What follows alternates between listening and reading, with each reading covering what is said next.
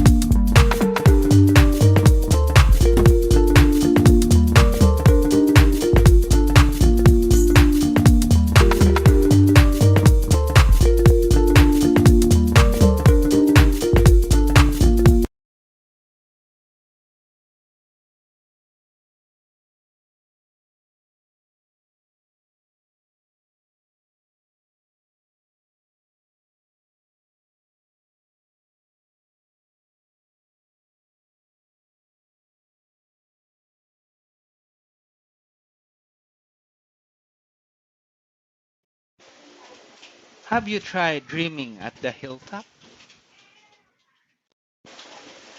Join me as I release all the negativity here at the hilltop.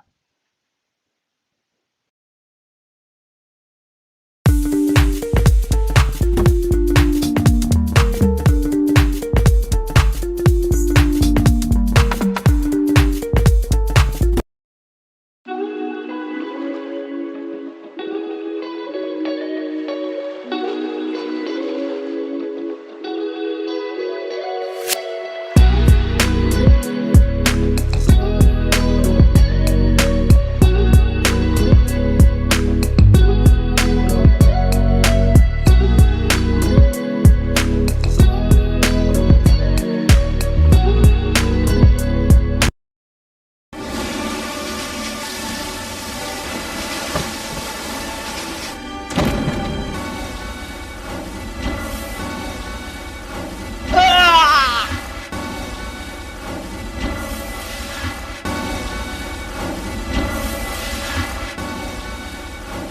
Success! Wala nang negativity.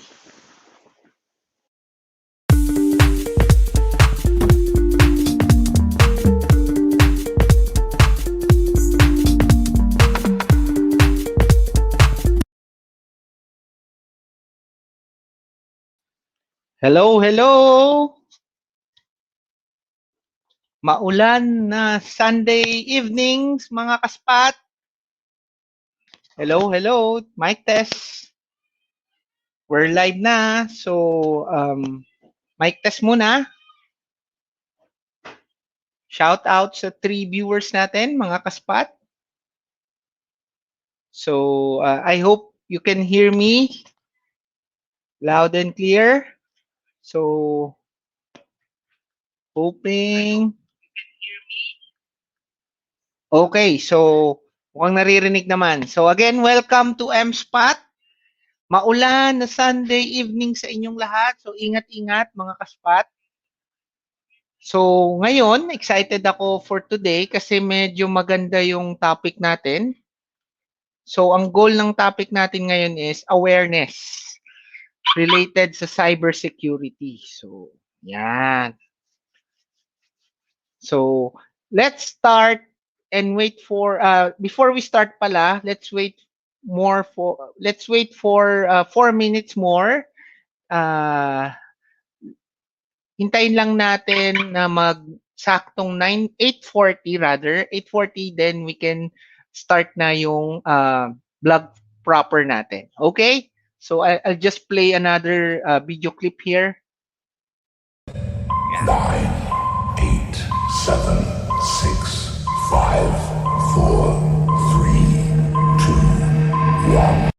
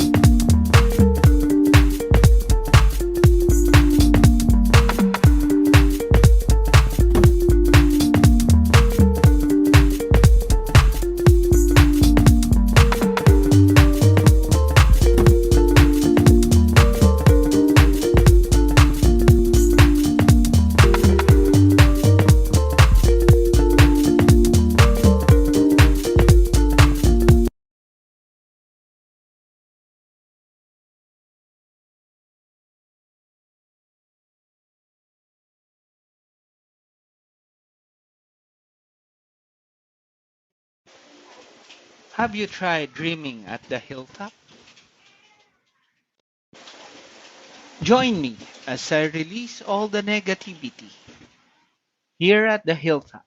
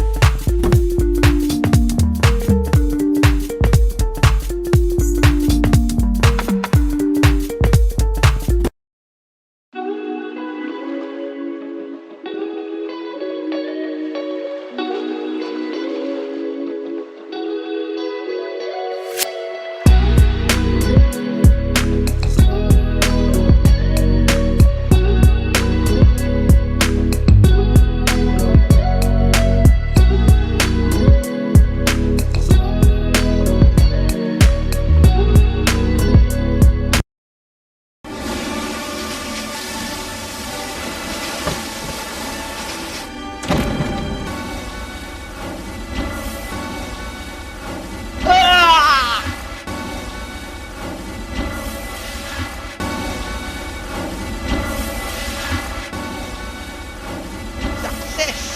Wala nang negativity.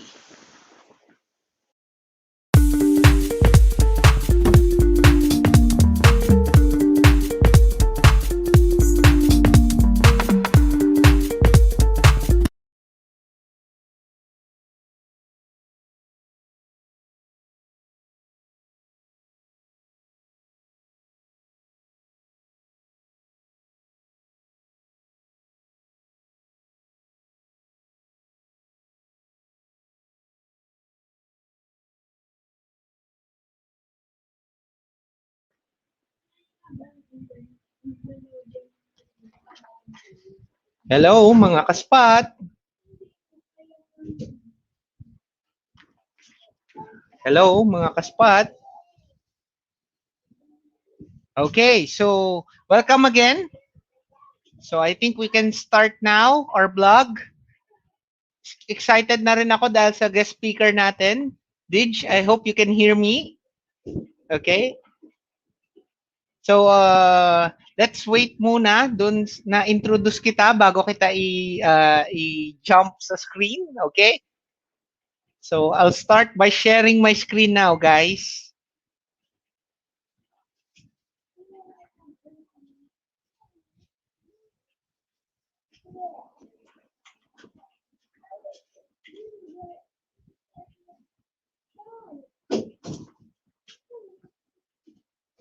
There you go. I hope you can see my screen. Okay. So shout out sa 7 viewers natin. Thank you for joining. So maganda yung topic natin ngayon, mga kaspat. So umpisahan ko na. So ang topic natin for today is types of cyber security attacks. So ang magiging agenda natin, syempre, same drill. Magkakaroon tayo ng brief introduction related sa topic and about MSpot. Then highlights dun sa guest speaker natin. Ayaw niya masyadong bigay ng details, pero sinamarize ko na lang yung pwedeng i-discuss related sa kanya. Tapos sisimulan natin, i-define natin ano ba yung cybersecurity attack. Then we'll go over dun sa mga types ng cybersecurity attacks. So dun na mag-start yung discussion namin ng guest speaker. So isa-isahin namin yung commonly o yung pinaka-common attacks related sa cybersecurity. Tapos magkakaroon ako ng live demo. Doon, take note, disclaimer natin na educational purposes saka awareness yung goal natin dito. So, hindi natin ituturo yung step-by-step, specific step-by-step kung paano gagawin yung attack na yun. Pero, makikita nyo doon kung gaano kadali umatak ang isang, pwede natin sabihin na hacker o isang may intention na gumawa or kumuha ng something sa kanyang victim. So, syempre, sa dulo, dapat pag-usapan natin how to prevent yung bawat isang attack na discuss natin. Now, without further ado, I'll try to describe the speaker now. Okay, so our guest speaker for today is a good friend of mine, syempre. So, isa rin sa mga ninong or inaanak niya yung anak ko. Certified gamer to. Yan. So, yung mga gamer natin na viewers dyan, meron din siyang sariling vlog niya. Later on, I'll give him time to promote his own vlog. Ayan. Tapos, ang isa sa pinagkakasunduan namin is passionate siya when it comes to security. So, napaka-curious niya. So, inaalam niya yung mga bagay-bagay. Lalo na kapag may something na balita related sa security. So, yun din, mahilig din siya mag-check ng mga bagong technology trends. So, we can call him Didge, pero I think I can disclose his name, Daryl. Hanggang dun lang yata ang pwede ko i-discuss kasi nga ayaw niya na masyadong attention. So, Didge, are you there? I'll try to put you in na sa vlog natin. Okay? So, dalawa kasi yung device niya. So, yung unang device muna yung i-jump in ko sa kanya. Which is, ang pangalan ng device is, teka lang ha, check ko.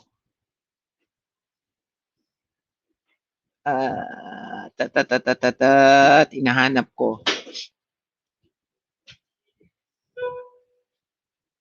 Ayun, yung first is yung this one. There you go. Hi, Hello. Didge. Yes, Hi, good evening. I can hear you. Yan. So, Welcome yeah, sa MSpot.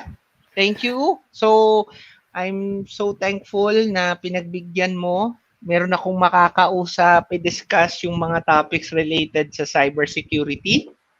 So, Ayan. Thank you, Dij. Thank you for Um, having me, Sir okay, May. okay. So, ano yung pwede mong ibigay na opening message sa mga viewers natin? By the way, meron na tayong 8 viewers, Dij. Ay, Yan. thank you for the support.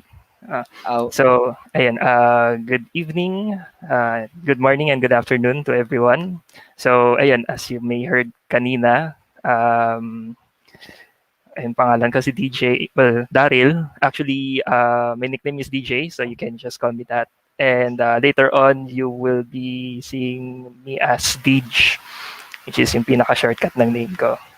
Um, as to details why, tsaka na natin pag-usapan yan.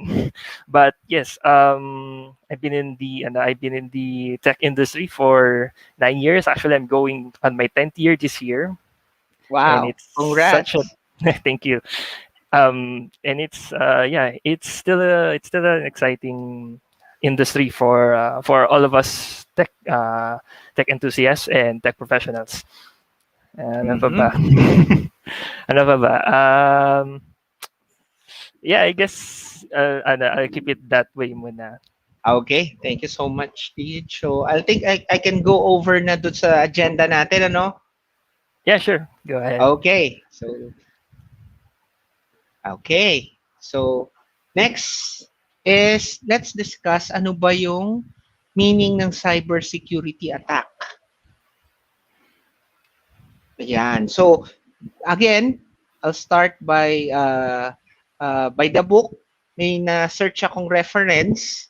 So, we can start discussing this topic. So, based dito sa na-search kong reference, sinasabi dito is ang cybersecurity attack is any form of malicious activity that target IT systems. Actually, kahit individual pwede pumasok. Pero dito, sa reference na to, naka-specific siya sa IT systems or the people using them. Ayan. So, mapapansin mo, pwede rin specific sa tao, pero yung gumagamit ng IT systems na yon. Tapos, to gain unauthorized access to the system and the data or information they contain. Siyempre, kapag nakuha kasi nila yung information na yun, they can get money out of it. So, depende kung ibebenta nila or may makukuha silang secret formula out of that information, yun yung magigain nila. Tapos, cyber attackers are criminals looking to exploit the attack for financial gain. Yun nga. So, basically, based dito sa reference na to, yun yung pinaka-ideyang sa pagkakaintindi ko. Did anything to add or another version for this definition, cybersecurity attack? Yes, bali. Actually, the reference stands true. Okay. This is any form of malicious activity. But well, to put it in a nutshell, this imagine you having information, you having cash in hand, then you're walking in the Mm-hmm. street, and then some hold upper just points a gun at you at point blank and tells you, Okay. "Give me all your money, give me all your information." So this is the actual form of a attack. So if we're gonna put it into a cyber sense, so the one being attacked is your system or your computer system, Okay. and uh, and the one who is attacking you is actually known as a hacker, or which we commonly know now as a threat actor. So Okay. yun nga, they do the threats. They do the hold upping. They need information from you, or they need something from you.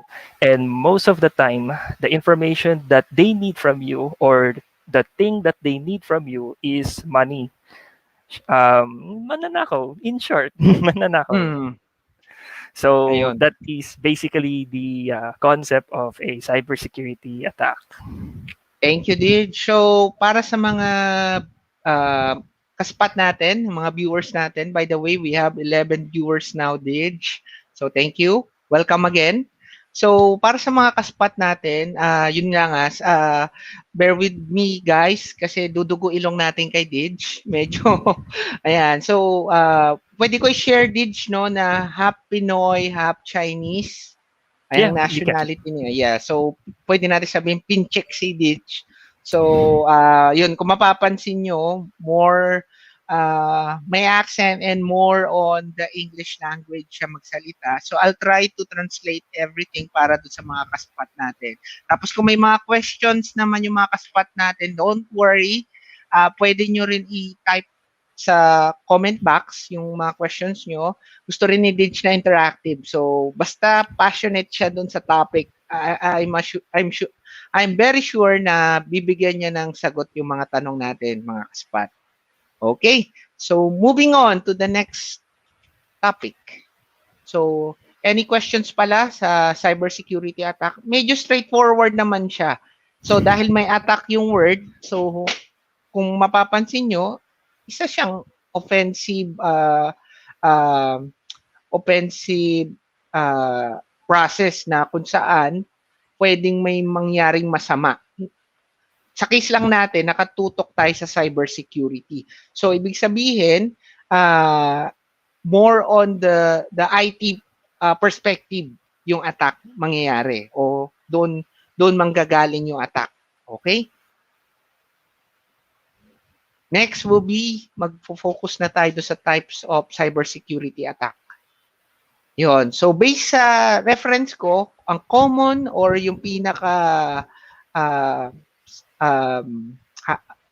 basic na mga attacks related sa cybersecurity is malware, phishing, man in the middle, tapos DDoS, cross-site scripting, zero-day exploit, saka SQL injection. So, Didge, do you have something to add or do you agree with this reference? Actually, yes. These are just the basic Right. types of cyber attacks, or the other term for cyber attack or cybersecurity attacks would be attack vectors. That's how we call Right. it. Mm-hmm. And Technical term na yung sinasabi niya mga kaspat. So, okay. Go ahead, so yeah, Didge.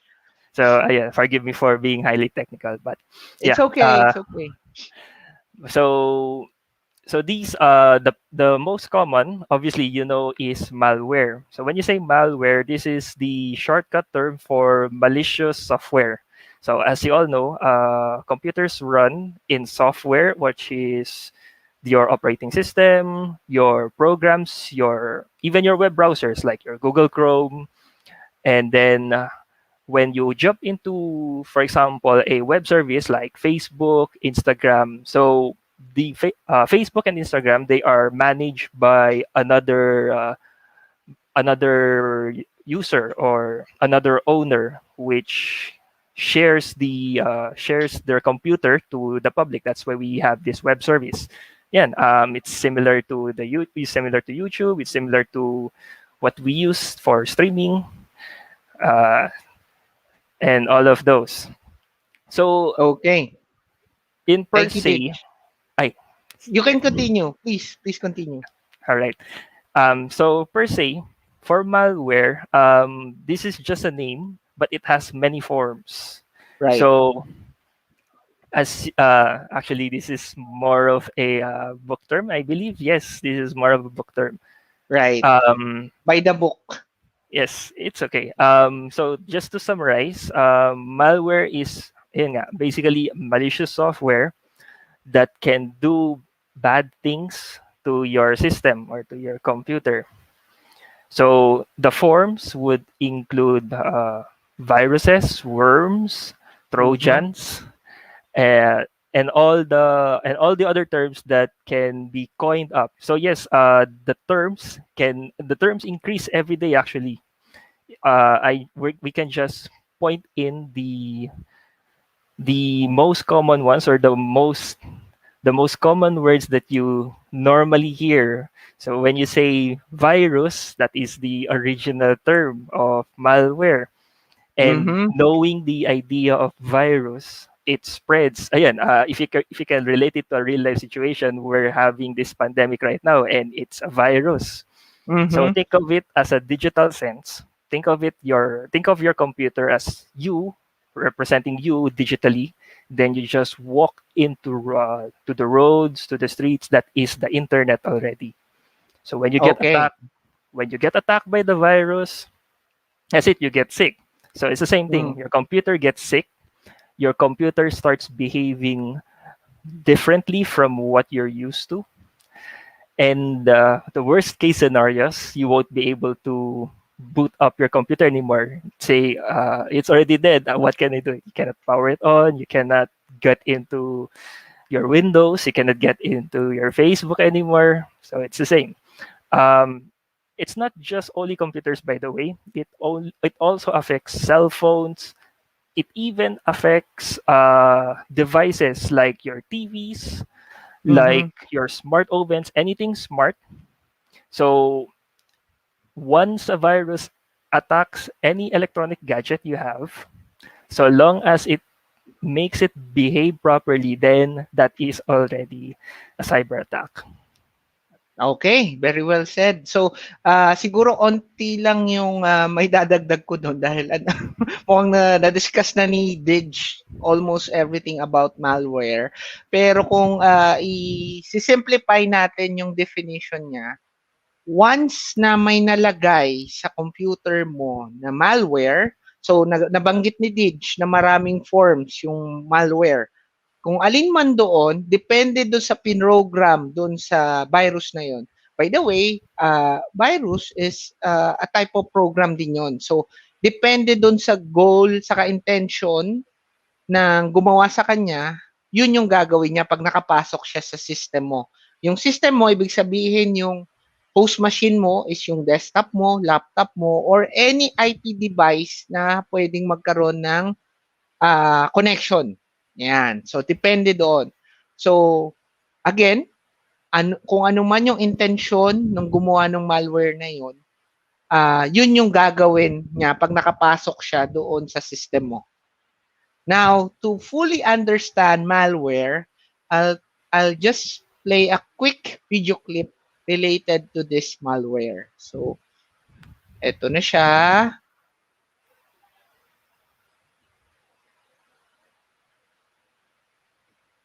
It's playing now. It's loading, I guess. There you go. Viruses, worms, Trojans, and bots are all part of a class of software called malware. The overwhelming majority of malware is created to make money illegally, often by stealing sensitive and confidential information from victims' computers and mobile devices. Malware can also be used for cyber vandalism, cyber espionage, hacktivism, cyber warfare, and various other reasons. Malware can make entry onto your computer via questionable file downloads, visiting infected websites, or through email containing a seemingly benign link or attachment. Common types of malware. Viruses. Almost all viruses are attached to an executable file, which means the virus may exist on a system but will not spread until a user opens the infected program. Viruses often originate on the internet and spread when downloading a file infected with a virus, peer-to-peer file sharing, or email attachment. Trojan. A Trojan is a harmful piece of software that looks legitimate. Users are typically tricked into leading and executing it on their systems. Trojans can not only steal your sensitive data, they can also give cyber crooks access to your system. Trojans are employed to gain access to your computer's financial and personal information. Ransomware. Ransomware holds your PC hostage and demands money. It locks up your computer, threatening to destroy data, demanding ransom or a payment for release of your data, files, or to regain the ability to use your computer again. Spyware. Spyware secretly gathers private information about the user activity, such as internet usage, and logs keystrokes via the process of keylogging to steal passwords and other sensitive data. Worms. Worms can replicate themselves and infect multiple computers on a network, causing major damage. Network worms often use computer networks to spread, slowing down traffic and relying on security failures such as outdated operating systems and no antivirus programs installed. In contrast, Viruses require the spreading of an infected host file. Worms are a standalone software and do not require a host or human help to spread. The best way to protect your system from malware is to keep your operating system clean by downloading regular patches, updates, and making sure that your computer. Ayan. So, I'll stop it there kasi may brand na yung sasabihin niya. So, actually, ano yun, video clip ng From isang sikat Kaspersky. na, yes, isang sikat na brand ng antivirus. So, binanggit na ni Ditch. So, sana mag-sponsor sa atin. Ayun. So, moving forward, Ditch. So, I think that's clear enough. Ang malware, meron siyang various form. Depende doon sa form na yon. So, meron siyang characteristic. Pero ang pinaka-goal niya is once na nakapunta nga siya sa system or sa machine mo, may gagawin siya para makuha yung information. Pwedeng specific information or pwedeng maging access siya or tunnel siya para ma-access naman ng hacker yung machine or host file mo. Okay. Anything to add? Okay. Basically, we're talking about if you can relate to my previous example a while ago. For example, you've been pointed a gun, clean, and then he'll tell you, "Give me your money." So basically, the reason why CyberAttacks exists is because of money. They Right. need money to fund themselves. So they will these hackers would do everything they can to get this from you. And the very most important thing that can be taken from you is actually information. That's why information was mentioned a while ago on the video presentation. So how are they going to do this? So yeah, they have viruses, they have trojans, they have ransomware, they have spyware, they have worms. So I mentioned a while ago about viruses. They replicate. They make the computer feel abnormal once they get it. So I guess that's pretty clear.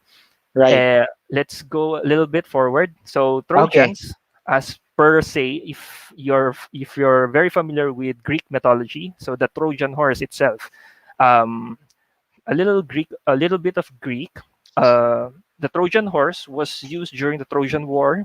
So they bring in the horse inside the base, and then that's where the Trojans attack. That's the city. So that's the same concept of Trojans. Yep. The hacker would plant a file inside your computer, and then that will serve as a backdoor for the hackers to access anytime, so long as the file is there. Tama. Okay. Actually, Dij, sorry to cut you short. Sure. May question lang yung isang viewer natin. I know you know this guy. So I'll show the question on the screen. Can you see it now? Yes, I can see it right now. So ang question niya is, anong pwedeng gawin kapag na-compromise yung device or system? Actually, marami. Pero depende rin doon. Unang-una, depende yan. So may mga iba-ibang process. Kung sa corporate ka, mas mabusisi yung process sa corporate world pagdating sa compromise security or kapag na-breach yung security mo. Pero kung ang pinag-uusapan natin is personal breach or individual breach lang, first, you need to know okay bang well, since personal, so pwedeng iba-iba yung diskarte. So sa akin, siguro ang magiging diskarte ko kung na-hack yung personal machine ko. Personal machine, again, pag dinefine ko yung personal machine ko, ibig sabihin hindi to connected doon sa corporate environment ko, doon sa pinagtatrabahuhan ko. Personal kong gamit to. I need to know ano ba yung mga nandoon. Dapat kabisado ko, personal use ko yun eh. I need to know ano ba yung mga mahalagang information doon sa machine ko. Dahil personal ko nga yun, I suppose na maraming mahalagang information doon. Ngayon, based doon sa mga napag-usapan natin, isa sa pwedeng gawin ng malware is to provide a tunnel. So magkakaroon ng access yung hacker. Pwedeng agarang solusyon mo kasi is to clean. Hanapin yung malware and to clean. Pero dahil medyo kung wala kang technical background at first time nangyari sa iyo yun, magiging challenge yun and it will take time. Yung time na ginagawa mo yun, gagamitin ng hacker yun sa advantage niya. Ibig sabihin, habang naghahanap ka ng solusyon para mahanap mo kung nasan yung malware niya nakalagay, by the way, ang malware pwedeng nakatago sa memory, sa storage, as an application, as a program, etc. Maraming way. Depende uli kung paano ginawa ng hacker yung malware na yon. Habang hinahanap mo yon, at pwede kasing sabihin natin, IT ako. Kaya kailangan malinis ko to. Ayan, pwedeng ganun yung mindset mo. Ngayon, balik tayo sa first question. Nalaman mo na kung gaano ka-importante yung mga personal files mo doon sa personal device mo. Ngayon, susunod kong isipin, meron ba akong backup na hindi connected doon sa device na yon? Meron ba akong backup? At yung iba ba na wala doon sa backup na yon, kaya kong i-loss or kaya kong mawala? Kasi habang tumatagal, ito yung reason, kasi habang tumatagal yung time mo na inaayos, mas marami yung nakukuhang information sa'yo ng hacker. Dahil may tunnel nga siya papunta doon sa machine mo.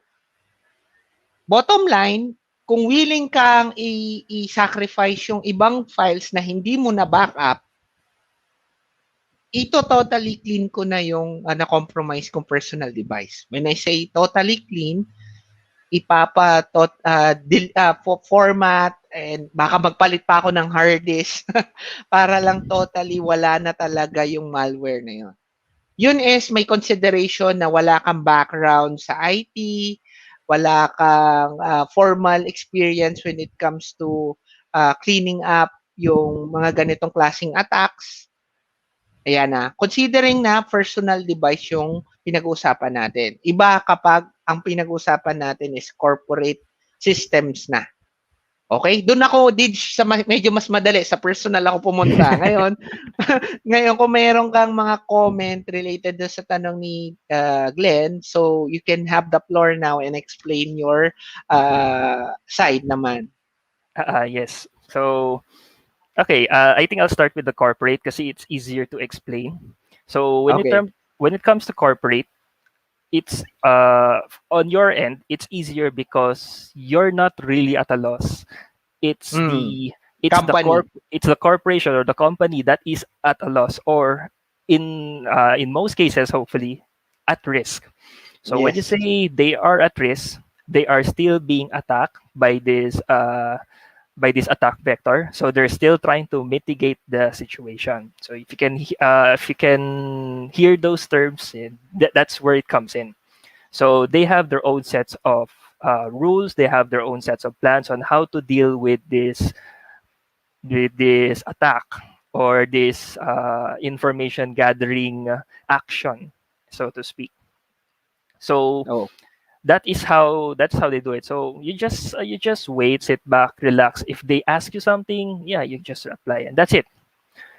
However, if your personal computer is the one the one that got attacked, then it is quite easy to it's quite difficult to find out at first, because sometimes you will not know if your computer is quote unquote sick.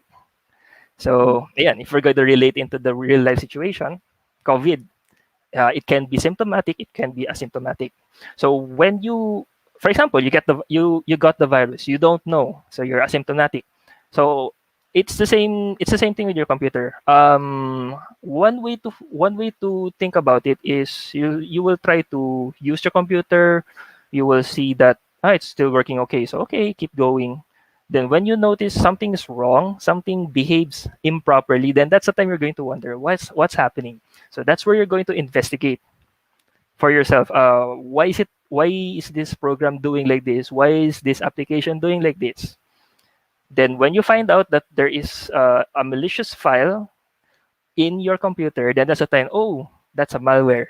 So okay. So how do you remove this malware? There are a lot of ways to do it. For the non-IT enthusiast or non-IT professional, they would normally let their antivirus do their thing. So as everyone knows, Microsoft has their own built-in antivirus engine, which is called Microsoft Defender. It Defender. used to be Defender, sorry. It used to be called Windows Defender. So it's already doing the protection for you. Uh, Of course, there are other brands for anti-malware that is like the video a while ago, Kaspersky, and then like I mentioned a while ago. So that's how they do. That's how they let their computer be cleaned. But well, I'm not in the position to rate the anti-malware device, anti-malware software. So let's just leave it at that. Um, for the more techy position, like if you're an IT enthusiast or an IT professional, sometimes they would try to delete the file permanently.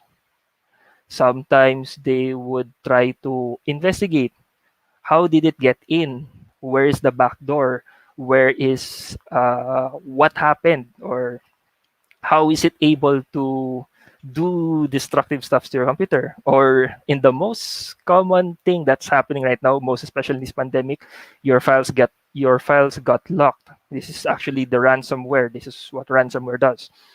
So it got locked, and then you have to pay whatsoever and ever it ransom. For ransom, actually, it's just encryption.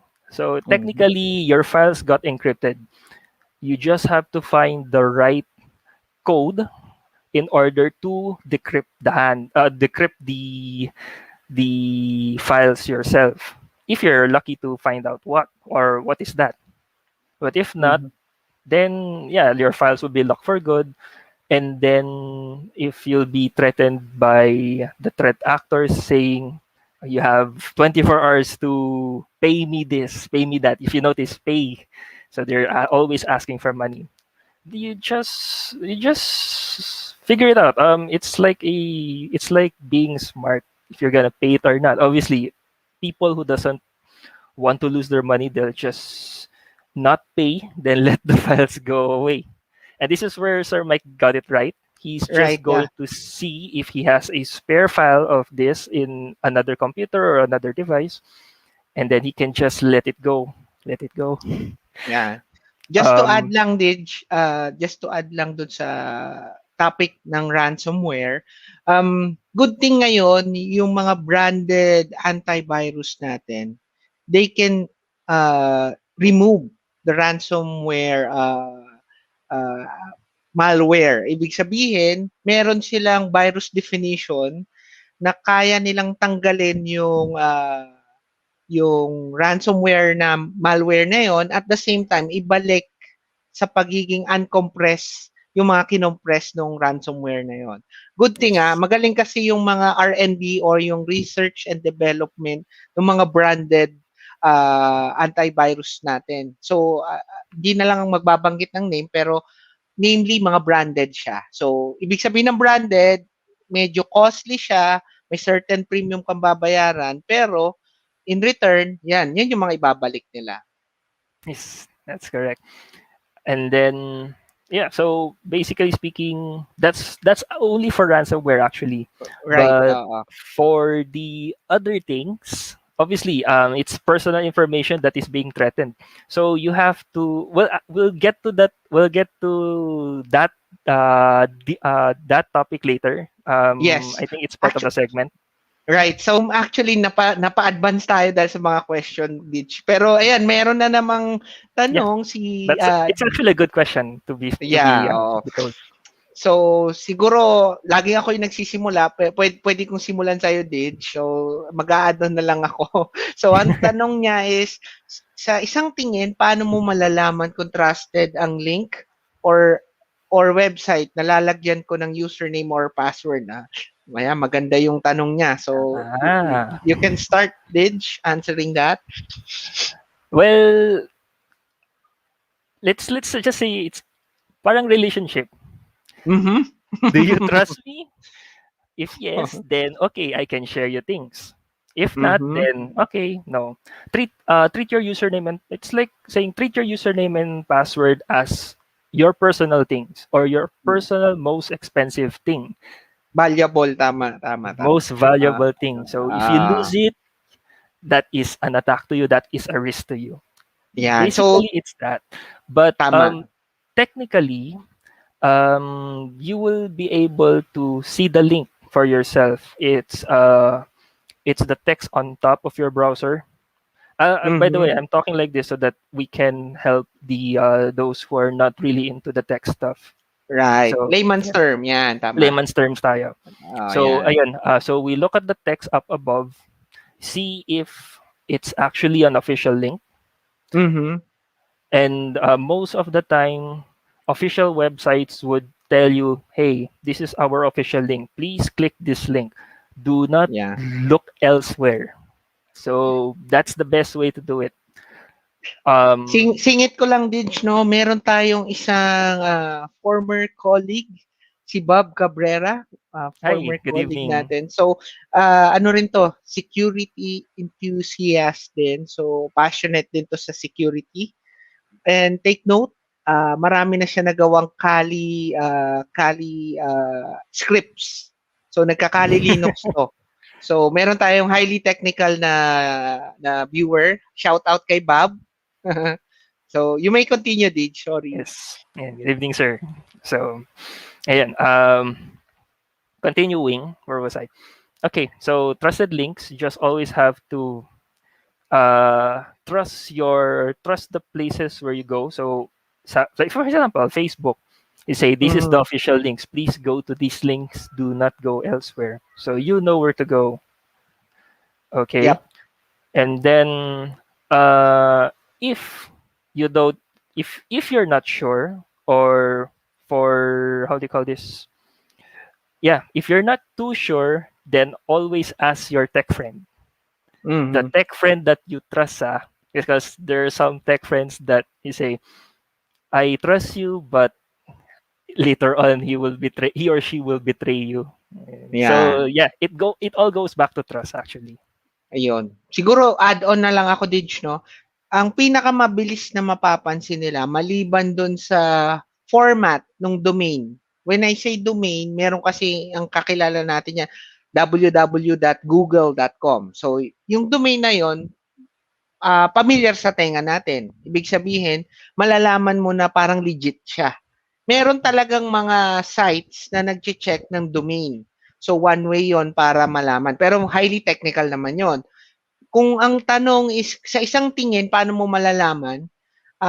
Unang-una, kung mag-enter ka ng username or password, ang kailangan mo i-consider doon, dapat magkakaroon ng secured connectivity. So magbabago yung string mo from HTTP, magkakaroon siya ng HTTPS. Ibig sabihin nun, may secured na. Pero advanced din yung mga hacker natin. Take note. So advanced din sila mag-isip.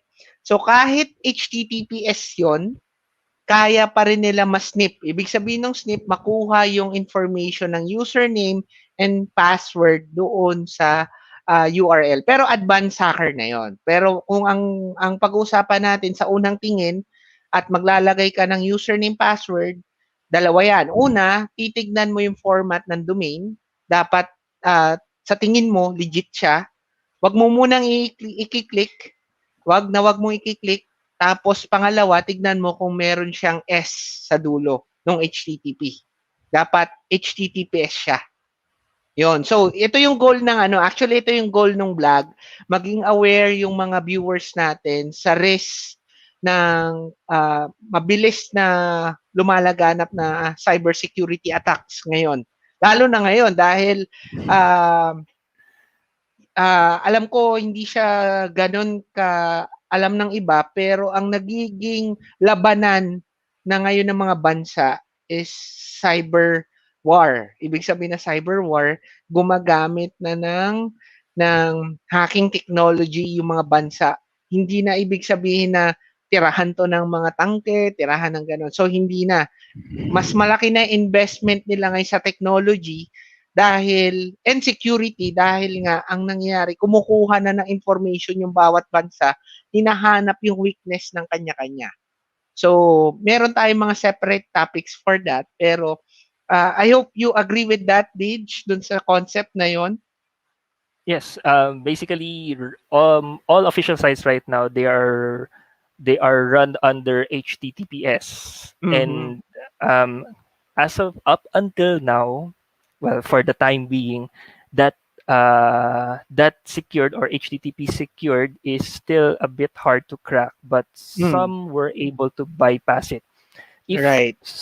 if some Advanced hackers were hackers able na. to bypass, yeah, those are the advanced hackers. But Right. usually you don't really call them advanced. It's something else. But let's get we'll jump into that certain aspect later on. You don't Okay. know jump. Okay. But So for before yeah, moving on, tanungin muna natin yung viewers natin. First yung first question ni Glenn. Glenn, did we answer your question? So just type in or pwede ka naming pa-jump in kung gusto mong magkaroon ng brainstorming. Ganun din kay Gem Girls. Hoping nasagot namin yung tanong mo. Tapos for Bob, if you want, we can let you jump in and brainstorm with us as we explore the remaining topics. Ayan. So type in lang kung ano yung mga sagot nyo. So we will move on to the next slide. Okay? Next is yung phishing. Yan. So mamaya guys, magkakaroon tayo ng live demo. Ang goal ng live demo natin is hindi tuturuan yung mga user natin kung paano gawin yung yung phishing. So another topic 'yon. Disclaimer uli, yung ginawa natin yung blog is for educational and awareness. Awareness siya. So hindi para turuan yung mga viewers natin na ganito yung step para magkaroon ka ng phishing attack or vector. Hindi gano'n, ha? So, mamaya magkakaroon tayo ng live demo. Tapos, meron siyang combination. Combination. Papaliwanag namin kung bakit combination ng attack siya. Usually kasi gano'n eh. Hindi magiging gano'n ka-effective yung vector o yung attack kapag isang specific attack lang yung ginamit mo. So, malaking chance na mag-fail yung attack mo kapag isa lang. So, lagi siyang combination. So, next topic natin is phishing. So, siguro yung iba sa inyo sa nagtatrabaho sa corporate world, meron ng cybersecurity team. So, meron na silang ini-educate na nila yung employees nila about phishing kasi kahit common user yan, basta may corporate email, pwedeng mabiktima ng phishing. So, by the word itself sa email, so malalaman mo na doon nag-start yung attack. So, phishing, pwedeng may pinadala sa yung email na mukhang legit na legit, tapos may trigger doon. Somewhere doon sa body ng email, meron kang i-click or meron kang kailangang i-input, pero yun, hindi mo alam, yun na pala yung trigger para makapasok siya or makuha niya yung information mo. Pwede nating sabihin, layman's term, ganun siya kasimple. Pero kung meron pang explanation or other definition si Dij para doon sa phishing, I'll let you discuss, Dij. yes, Bali. Actually, there is a much more specific way. There is a much more easier way to describe phishing. From the word itself, phishing is actually two words. Originally, they just name it phishing so that it will be easier to say.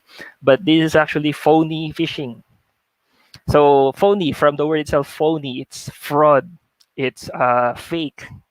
What they call fake news right now or fake updates, all of those things. So why phishing?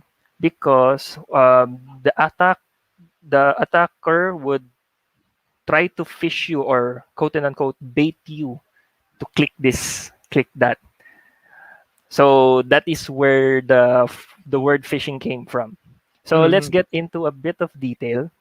Um, when you say phishing, and this is very much more common in banks actually, the hackers would pretend to be bankers, Mhm. or they would send you an email with the logo of a bank, and then they will tell you, hey, you have to verify your information once more with us. So please click this link and we will help you. So it kind of goes like that. So when you click the link, you will see there is a name, email address, information. So every time you type, and make sure you don't type, because when you type one keystroke, sometimes the hackers can already see what you're typing. Mhm. So that's how phishing works. And more, all the more if you press enter. When you press enter, it will be sent to their database, not the banks. And then what the hackers will do, they would use this information to log into your bank account. Then they will already withdraw your cash. So Okay. that's the basic idea of phishing. It can come in many forms. Sometimes it's not just them spoofing around looking like they are banks, but sometimes they would say, "Congrats, you won a lottery. Please click here." So they will try to bait you. Or for example, warning, your computer has malware. Please scan now. So when you click the scan now, it's already downloading something. So those are the different kinds of phishing. I believe Sir Mike has more to add. Thank you, Did. So, before we continue, meron uling question yung kasamahan natin, si Glenn. So, required po ba sa isang company magkaroon ng SIEM? So, syempre, dapat i-define muna natin ano ba yung SIEM para dun sa iba nating mga kaspat o nanan IT. So, also, before answering that, Glenn, I'll be sharing a short video clip related sa phishing again. So, let me start by sharing this video clip. The term phishing describes a wide range of tactics cyber attackers use to trick you into doing or providing something they want. These may include entering your login information to a fake banking website, opening an unsafe email attachment, clicking an unsafe link, and transferring money into an overseas bank account.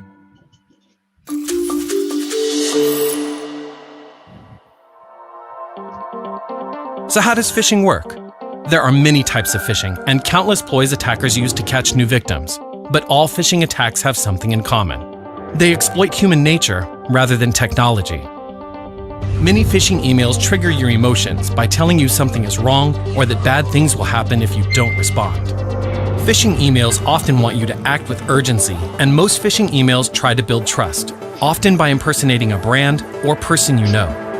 The from field or email domain may seem legitimate. In 2017, the average cost of a phishing attack for a mid-sized company was $1.6 million. The total cost of this kind of global cybercrime exceeded $600 billion. Phishing clearly works. How can you prevent it? Employee security awareness and training are key parts of a solid phishing defense. You also need a cybersecurity solution that focuses on threats that target people. To learn more about how you can build a defense against phishing, visit proofpoint.com. Ayun, again, kapag hindi ko na-post nagbanggit uli ng brand. Pero yan. So, going back dun sa question ni Glenn, para sa mga kaspat natin na non-IT, ang ibig sabihin ng SIEM is, kung di ako nagkakamali, is security information, Security event information event and management system, parang something like that yon. So event management system, tapos ginagamit ito na kung meron kayo sa company nyo na specific team na nag-handle ng security. So, ang ginagawa nitong tool na to is nagmo-monitor depende doon sa report na i-generate niya. So nag-scan siya ng vulnerabilities, mga patches, anything related sa security or butas na pwedeng mapasok ng isang hacker, tapos ire-report niya 'yon doon sa admin. Ngayon, pagbigay ng admin, dapat ma-distribute niya doon sa tamang department. Kung infra ka ng system, dapat sa system administrator. Kung infra ka ng network, dapat sa network administrator. Kung may iba-iba pang department na related dun sa report na yon, ibabato niya yun doon. Ngayon, tapos sasabihin niya na kailangan i-remediate or ayusin yung butas or yung problemang nakita ng report na yon. So, ngayon, ang tanong ni Glenn, required po ba sa isang company? Ideally, yes. Ideally, yes. Kaya lang, may brand, yun nga, syempre doon din sila kikita. May mga branded na SIEM, which syempre sobrang mahal nun. Ngayon, kung ang company, startup lang, pero napakarami ng information niya na magiging vulnerable sa hacking, kailangan mo gumawa. Pero mag-i-invest ka ngayon, siguro, hindi doon sa tool, doon sa expertise o doon sa tao magmamanage nun. Kasi may mga open source naman. Ibig sabihin ng open source is libreng tool, pero meron ka dapat maalam na tao na magmamanage at magme-maintain ng tool na yon. So, I hope that answered the question of ni Glenn. Ngayon, kung baka may idadagdag si Didge, related doon, Didge, please add. Well, for security information and event management, think of it this way. It's required because you are racing for compliance. Mm-hmm. So yeah, I'll put in some compliance and risk management in play already because it's kind of part of it. So Tama. for example, you have this data that is not really eye-catching for anyone. So you as a company, you have to ask yourself, do I still need a CM tool for this? Because anyway, the details are not really that important. Mm-hmm. So if no, that's where you can say no, I don't need it yet, because one, it's expensive. Another, you have to fund it with the people who will look at your data. You have to fund it with the electricity resources and all of that things. It's a big investment actually. But when your data starts to become very important, then that's the time you can start thinking or looking into acquiring a CM tool for you to easily check. But if you're gonna put it in a nutshell, the CM tool technically or basically uses one of many tools that Windows has. Actually, everyone can check it out. They can see the logs anyway of their personal computers. You try to click Windows and then type in Event Viewer. So from there you can see all kinds of things that's happening in your computer, and that's basically what CM technically pulls for you. CM just makes it easier for you to see, makes it faster for you to look for the actual things that you're looking for, like the attacks, the data that got lost, and all of that. Agree. That's how CM goes. Ayun, So yeah, tama yung sinabi niya, no? Tama yung sinabi ni Didge. Kasi nga, saan ba kukunin nung tool yung information? Nandun na siya mismo dun sa machine. Ibig sabihin yung audit logs, yung mga error messages. Siyempre, nagkataon lang na para madali yung management ng admin, gusto niya, report na lang lahat yun. Consolidated na as report yung makikita niya. Tapos, ipifix niya na lang yung mga vulnerabilities. Kasama rin doon, syempre, kung outdated yung mga patches mo. Makikita niya lahat yon. Meron na naman. Interactive yung mga viewers natin. Actually, si YT. Actually, may tanong si YT. Patay tayo dito. Ayan. So, ang tanong niyo. it's actually good that the people are very active because Right. this is being put into importance, which is what we really need right now. Right, tama naman. Agree. So, I hope, Glenn, nasagot yung tanong mo related sa SIEM. Next question will be, trusted or safe ba ang Google Apps na ini-install natin sa cellphone? Tapos, like video apps, Union Bank, and etc. Wala bang phishing na malilink niya? Okay. Maganda yung tanong, ha? Maganda. So, let Good me question. start answering that, Dij. Kasi nga, isa sa business ni YP is online Yeah. selling. So, syempre, transaction doon lahat is via internet. So, kung bank to bank, yan. Ayun, nasagot daw na. Thank you, Glenn. So, to answer naman yung question ni YP, ayan, mababatukan ako nito. Ayan, so, syempre, ang tanong niya, safe ba yung Google Apps? Meron certain version, kung depende to kung naka-iOS ka or naka-Android ka, pero may certain, mag-focus muna tayo sa Android. Meron din kasing certification lahat ng app bago mo ma-publish sa marketplace or sa Apple Store. So lahat before mo ma-publish or ma-allow ni marketplace or ni Apple Store yung app mo, meron silang kine-check kung mayroon ba tong malicious program. Yan. So tinitignan nila 'yon initially. Kasi naisip na yan, tanong na yan prior pa doon sa pag-launch yung process nila, yung roadmap nila. So bago ka pa lang mag-launch ng app, meron ng ganon. So kung susundan natin yung direction na ginawa na ganon, hindi mo makukuha yung app na yon kapag dinownload mo siya sa marketplace or sa iOS. Kung magkaroon man ng ganong instance, napakaliit ng chance. Pero may pero doon. Pwede ka pa ring magkaroon ng apps na may malicious content or malicious program pero hindi mo dinownload sa Apple Store or sa marketplace. Paano mangyari yon? Doon sa functionality ng phone natin, depende ulit sa version, meron doon do not install untrusted application. Pag naka-check, by default kasi naka-check yon. Ngayon, pag in-uncheck mo yon, kapag hindi verified ni marketplace at ni Apple Store yung app na yon, magiging waiver nila yon or yun na yung yun na yung clause nila na hindi nila sagutin kung anong mangyari doon sa information, content na nandun sa phone mo. Kasi in-uncheck mo yung part na yon. Yun kasi yung nagsisecure na lahat lang na mada-download mo galing sa Apple Store or sa marketplace. Ano bang meron doon sa dalawang yon?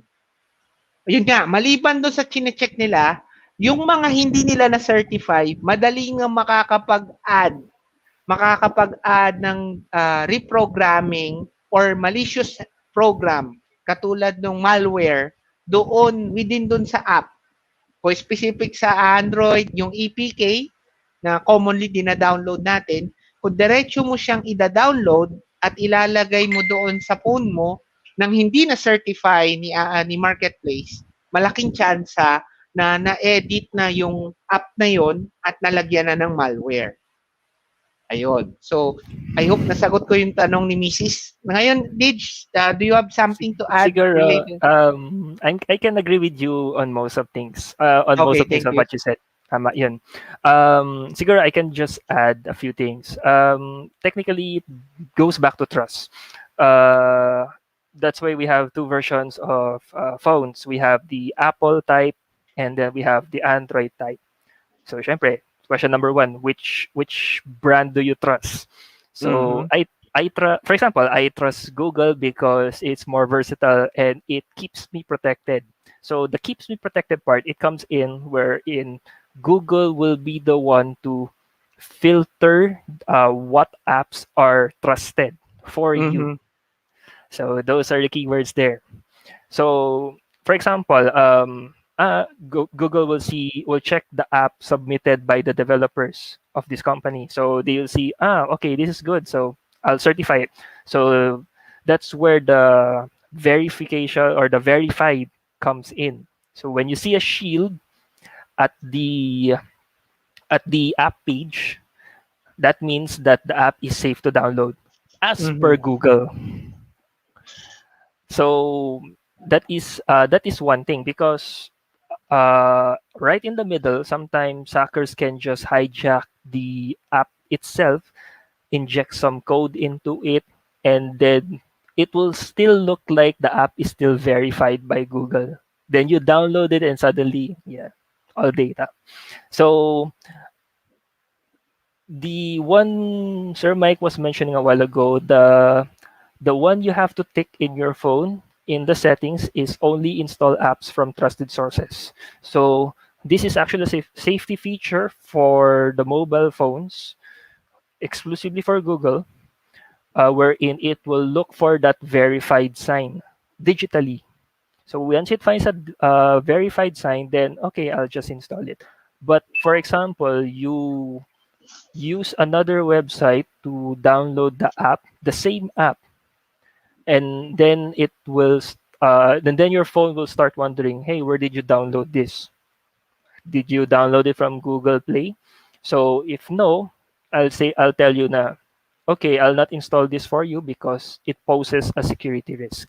Mhm. So that's how you coin into that. So technically, it just goes back to what you trust. Same goes for Apple, by the way. Apple has their iTunes store. That's why Apple is saying always download in iTunes because you are technically safe there. They all they have s- they just have their safety features displayed on their app pages. So for BDO, like for example, BDO apps, just look for the BDO page itself, or BDO Union Bank, Unibank Inc., if I'm not mistaken. Or you can always go to the official bank and then scan the QR code, wherein the link, you can click on the link that will direct you to the official app page. Mhm. So that's how you do it. It all goes back to trust, actually. Okay, thank you, Didge.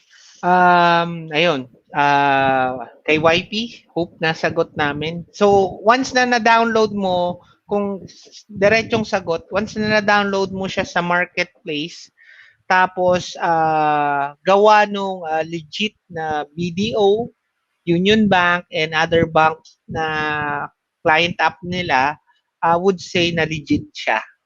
Ngayon, may other ways kasi. So, hindi namin 100% masasabi na hindi ka na pwede ma-hack. Pero lumiliit yung chance kasi meron na nag-filter out or may nag-verify na legit yung app na yan.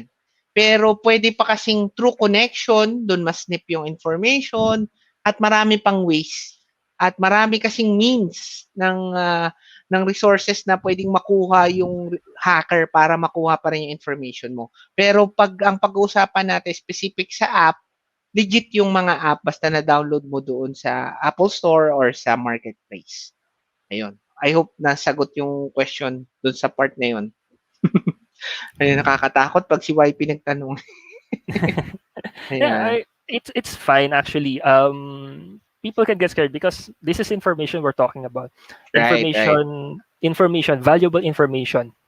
So yeah, technically later on I believe we'll be talking about how to keep yourself protected from these. So Yeah, doon naman tayo sa prevention. Later, actually, nasasagot na natin all throughout sa discussion eh. Pero good thing rin naman yon. So, ayan. So, we can move on na sa next vector natin, which is man in the middle attack. ah Yan. So, abbreviated siya as MITM attack. So, siguro sasagutin ko to Didge ng isang example. Ayan, actually sige, go. binigay niya na yung public wifi. So, legit naman yung public wifi kasi good example mall.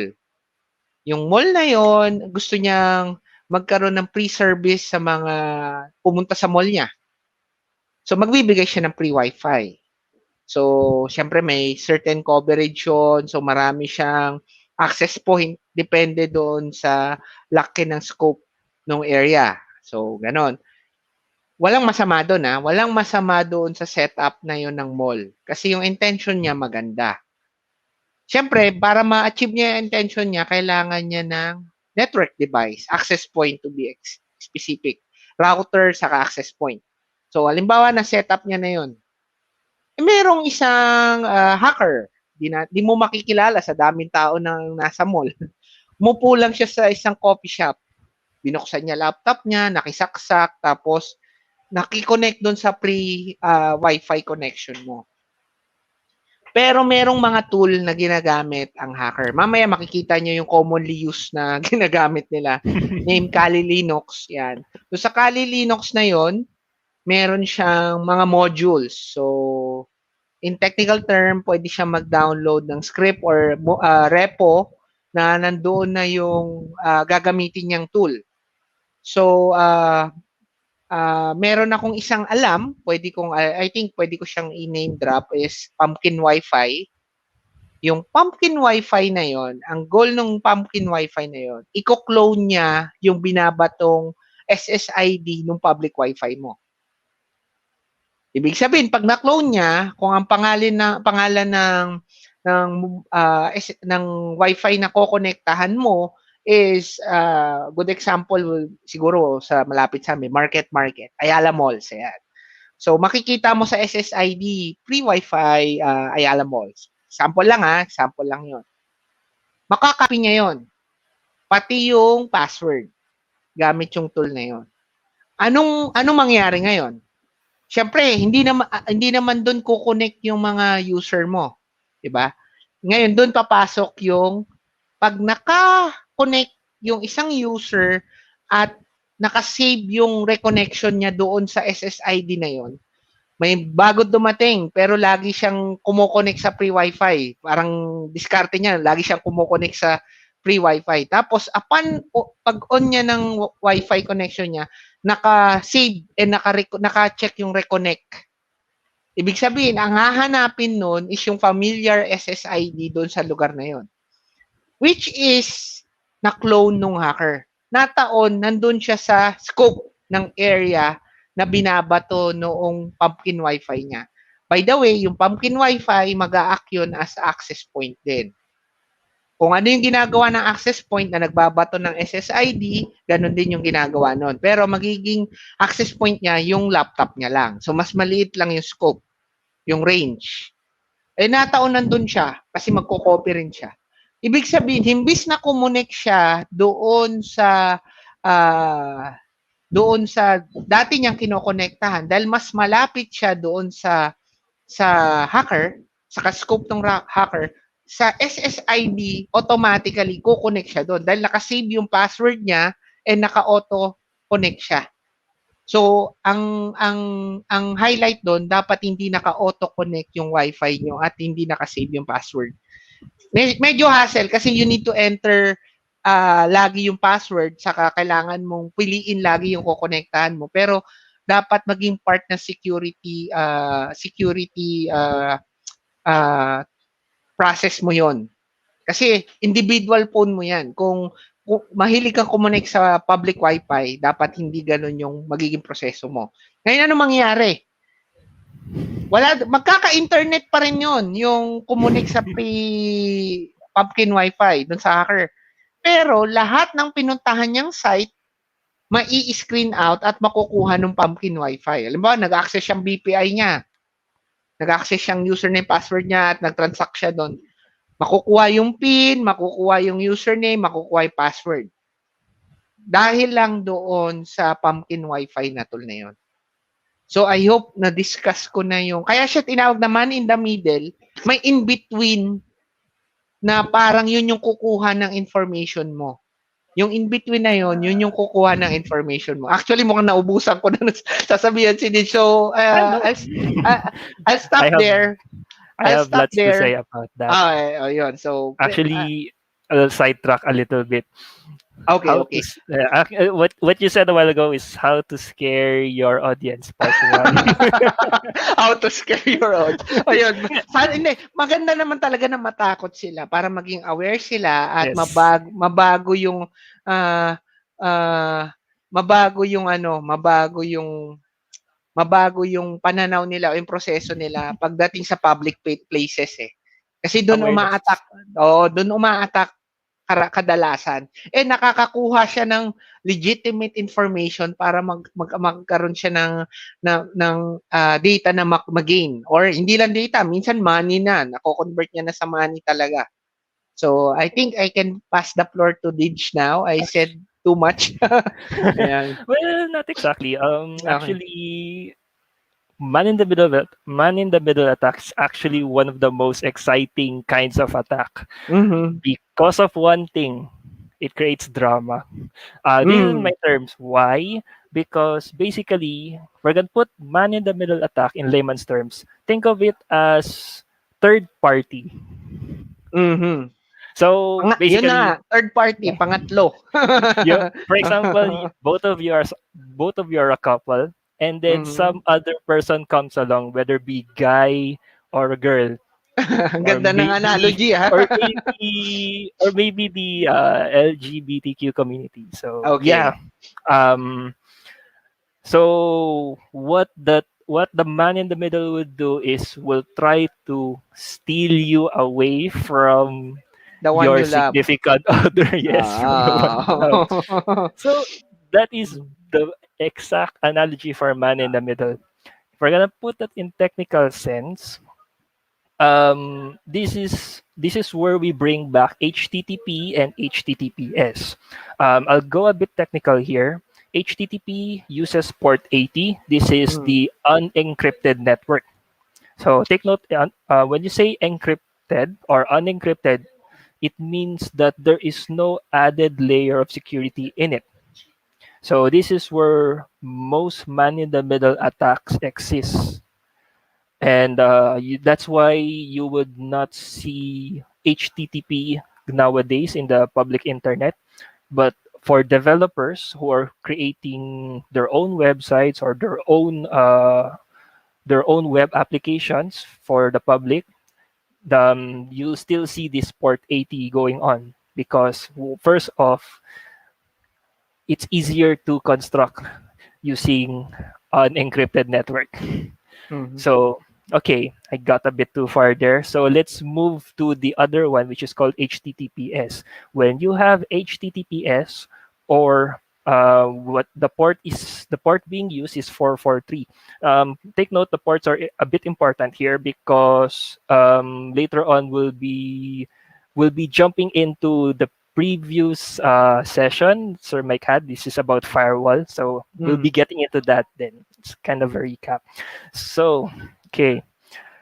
So when you say encrypted network, you're adding an extra layer of encryption to the network, which prevents man-in-the-middle attacks. Think of it this way. There is a Yeah, let's go back to the previous example instead. So you being as you and your significant other or your wife walking in the street, and then suddenly this person comes in trying to steal your significant other away from you.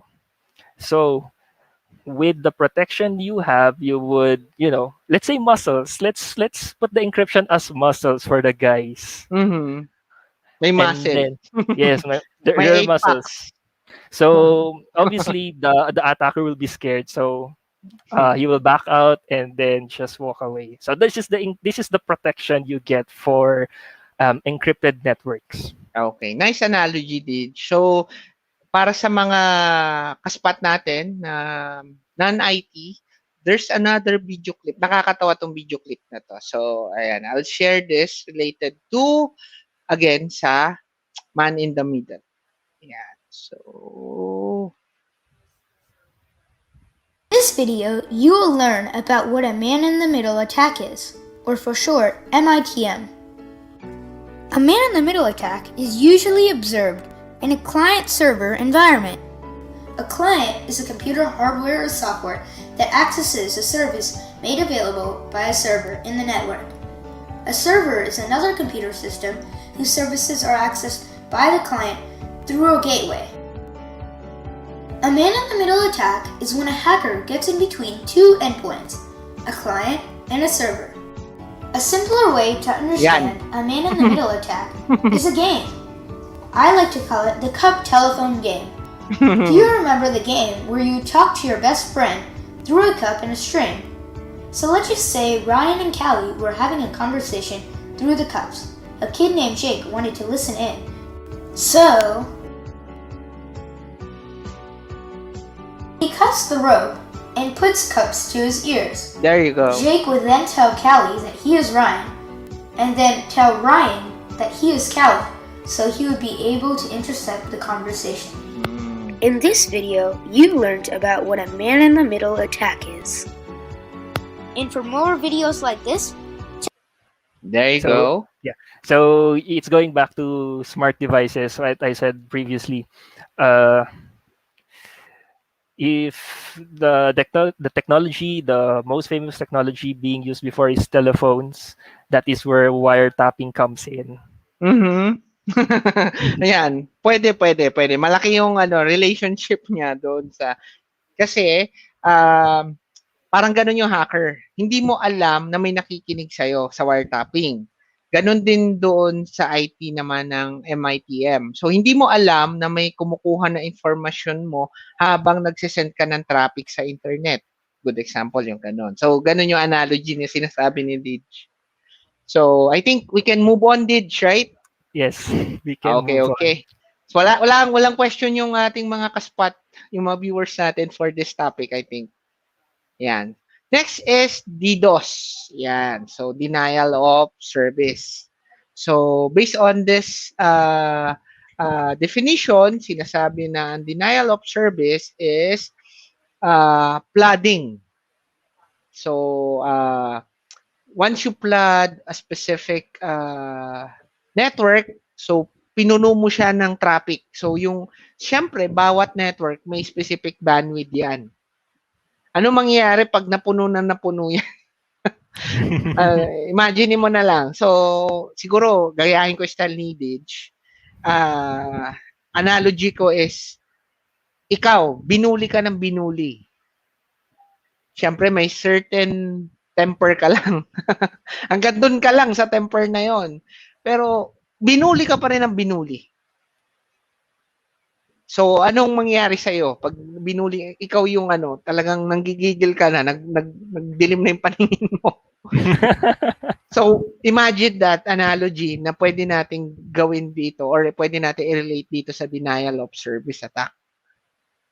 So, Actually, okay, go sige, ahead. go. Ayan, so, pag na-exhaust kasi yung resources sa bandwidth mo, yung hindi ka na makakagawa ng legit na transaction. So, once na hindi ka na makakagawa ng legit transaction, pwedeng dugtungan ng hacker yon. Redirection. Ibig sabihin ng redirection, yung legit na transaction mo, imbis papunta doon sa destination niya, i-redirect niya papunta doon sa hacker. Again, makakakuha siya ng information coming from you or other valuable tokens, or I can say tokens kasi pwedeng nandun na yung money involved. Yan. So, pwede ako mag-stop doon, Lidge, and you can continue with after that statement actually. Yes. So actually, I'll go a bit technical. So Okay. let's switch. Let's switch. Okay. Ako yung nag-analogize, ikaw naman technical. Good. Yes. So I'll put an example of a router, an industrial router, so to speak. So what the router does, it's to route traffic, right? So data that should go from point A to point B would go to point B. So let's go back for the techie stuff. There's what we call the three-way handshake. So what the three-way handshake does is point A would send a packet to point B, and point B would receive it. After that, point B will send an acknowledgement to point A. And then point A would receive the acknowledgement and then would send another packet to point B. So this is how the three-way handshake works.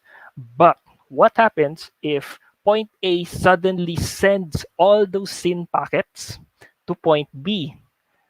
This is the perfect example for the bully part. So Mm. obviously it will boil over. So what happens if a router boils over? And this is kind of dangerous actually. If the router boils over, it will open all ports. That's what it does. That's why DOS is still very much active today. And Mhm. as we speak, every second there is always a DDoS going on. Right. Period. So the main purpose of DDoS or DOS is so that the hackers can get information from the industrial devices, based on everything, credentials, name, passwords, because all information will just flood out if the router cannot take all of those packets in. Kasi sumabog yung yung ano, so sasabog din yung mga traffic. So madali na Yes. makukuha ni hacker lahat ng information dahil nag-blow nga siya. Parang Yes. ikaw, pag nagdabuli ka, sumabog ka, maghahanap ka ng something na ano, na information. Tapos igaganti mo ngayon doon sa nambubuli sa iyo. So lahat ng information na alam mo sa kanya, ibabalik mo sa kanya. So I'll, something like that. I'll say that I'll tell you guys about my mom, and then all of a sudden your mom is non-techy and she'll just tell all of the information about you. Oh. But Pwede, 'di well, ba? Pwede. yes. Well, Ah. nowadays what happens is IT engineers would secure this kind of these Mhm. routers by, instead of allowing all ports, it will reject all ports. So Mhm. when By when the default. rejection happens, when the rejection happens, uh, you cut the road. Or let's just put it this, let's just say an earthquake happened through the road, so you can pass through it. That's why when you try accessing their page, it will just tell you that, hey, I'm not available. Yeah. So you're Right. disrupting the network. Tama, tama. Agree, agree. Ayun, ayun nga, good thing din, dahil nga yung mga branded network devices natin is nag-i-evolve din sila. So, since matagal na yung DDoS attack at napag-aaralan din ng R&D nila, depending on the type of router, may layer kasi may certain types ng router na layer 2, layer 3 and so on. Meron na silang mga features and functionalities na ina-avoid yung DDoS. So, yung iba sa sobrang advance, nilagyan na nila ng AI yung kanilang mga router. So, ibig sabihin ng AI, matalino na yung router nila na maka-identify kung yung merong something like DDoS na papasok or palabas sa router nila. So, may mga ganun na. Siyempre, again, meron yung cost implication at premium kapag yun yung bibili ng isang company. Okay? This is actually the reason why CCNPs and CCIEs are one of the most expensive sa jobs in this world right now. Like Ah, their salaries go 7 digits, oo, sometimes oo. 8 digits, most Tama, tama especially for the naman. highly secured. Think of it this way. When we say network architect, so you're like constructing the entire infrastructure of networks. Right. And it costs millions actually, because one, you have to design it securely Mhm. to such point that if you don't design it securely, obviously all information will break loose. Take note, exchanging conversations in the telephone is like already giving information to someone. Tama, So tama. it's about being smart in how to design the road or the networks in order to avoid these kinds of attacks like the DDoS and the DOS. Tama. I've actually seen an infrastructure before that goes like this.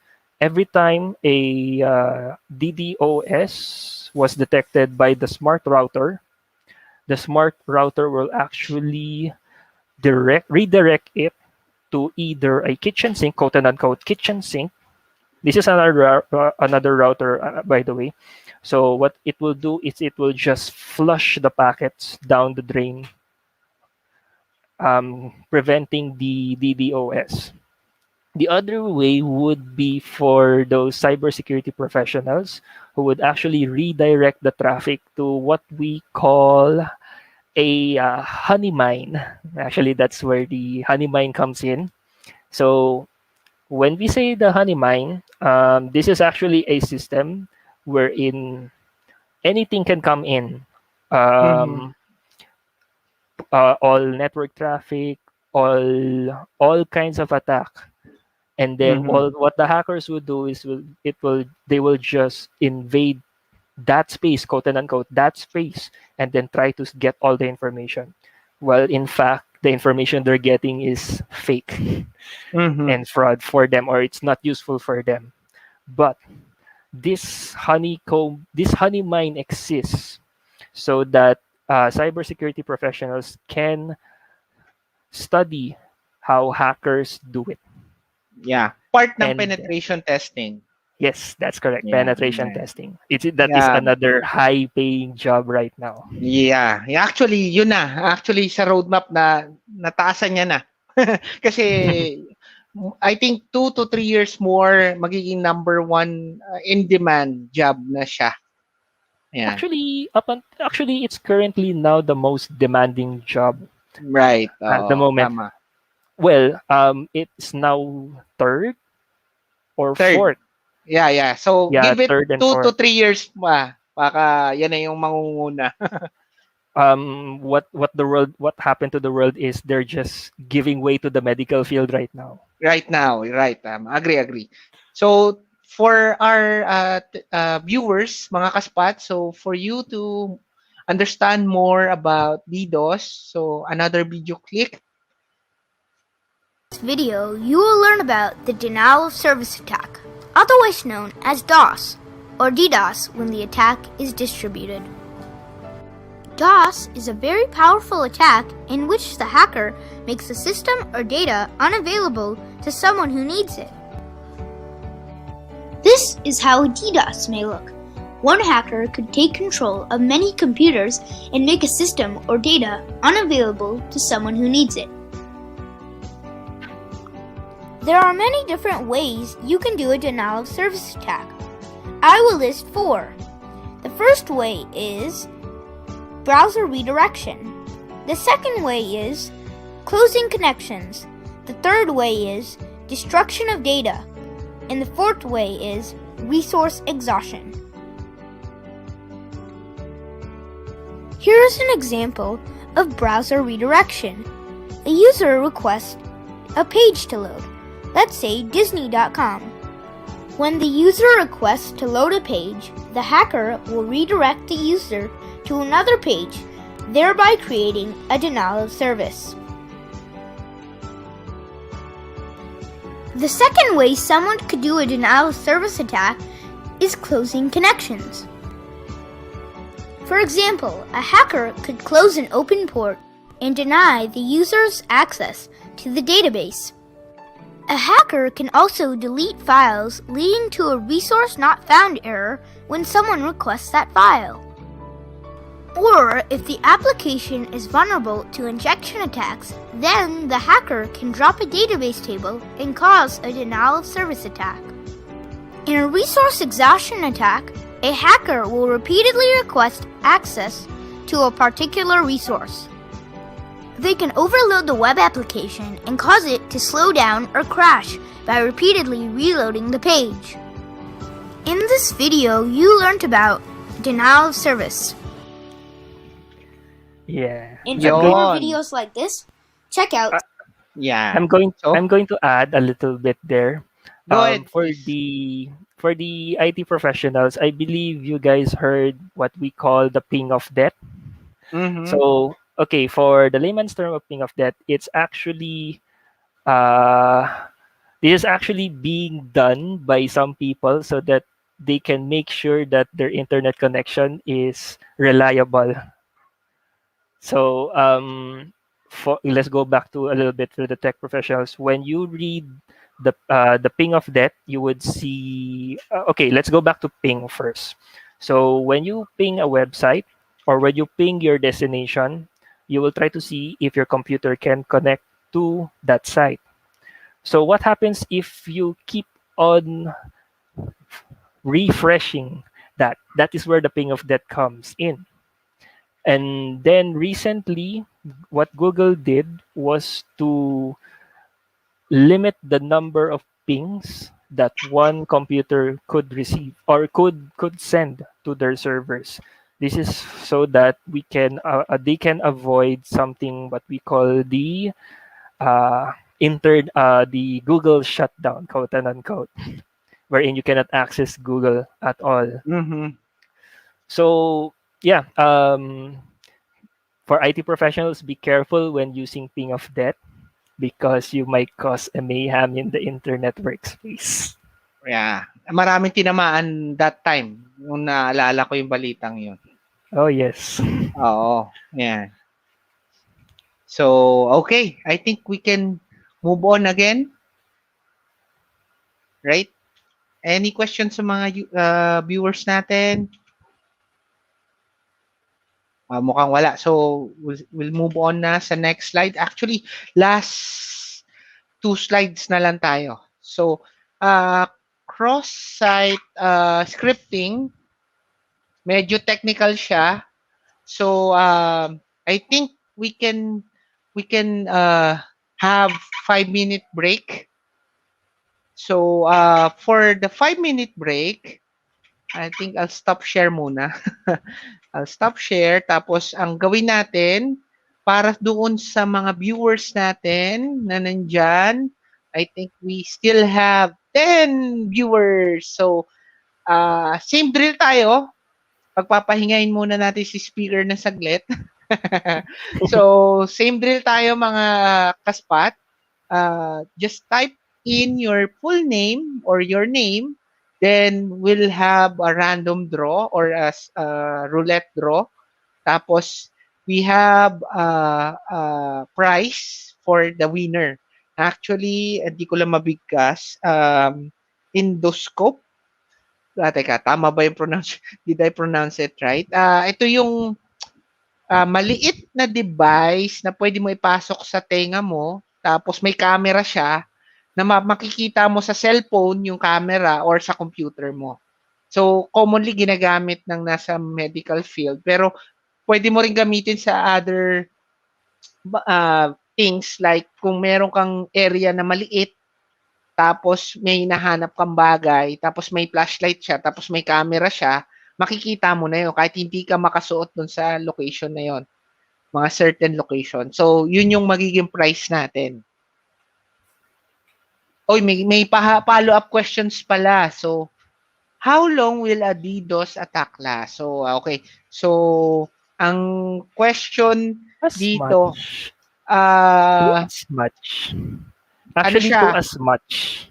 Right. Tama yung tanong na yon. Depende doon sa router capability. Kung actually, pwede mong tignan ilang ports ba yung na-DDoS. Tapos, if I may differ on that one, it really depends because hackers are very intelligent right now. What they would do is they would use or they would quote and unquote hack other computers so that all of these other computers they hack, which can count to 1,000 or maybe 10,000, those 10,000 computers will be the one to initiate the DDoS attack.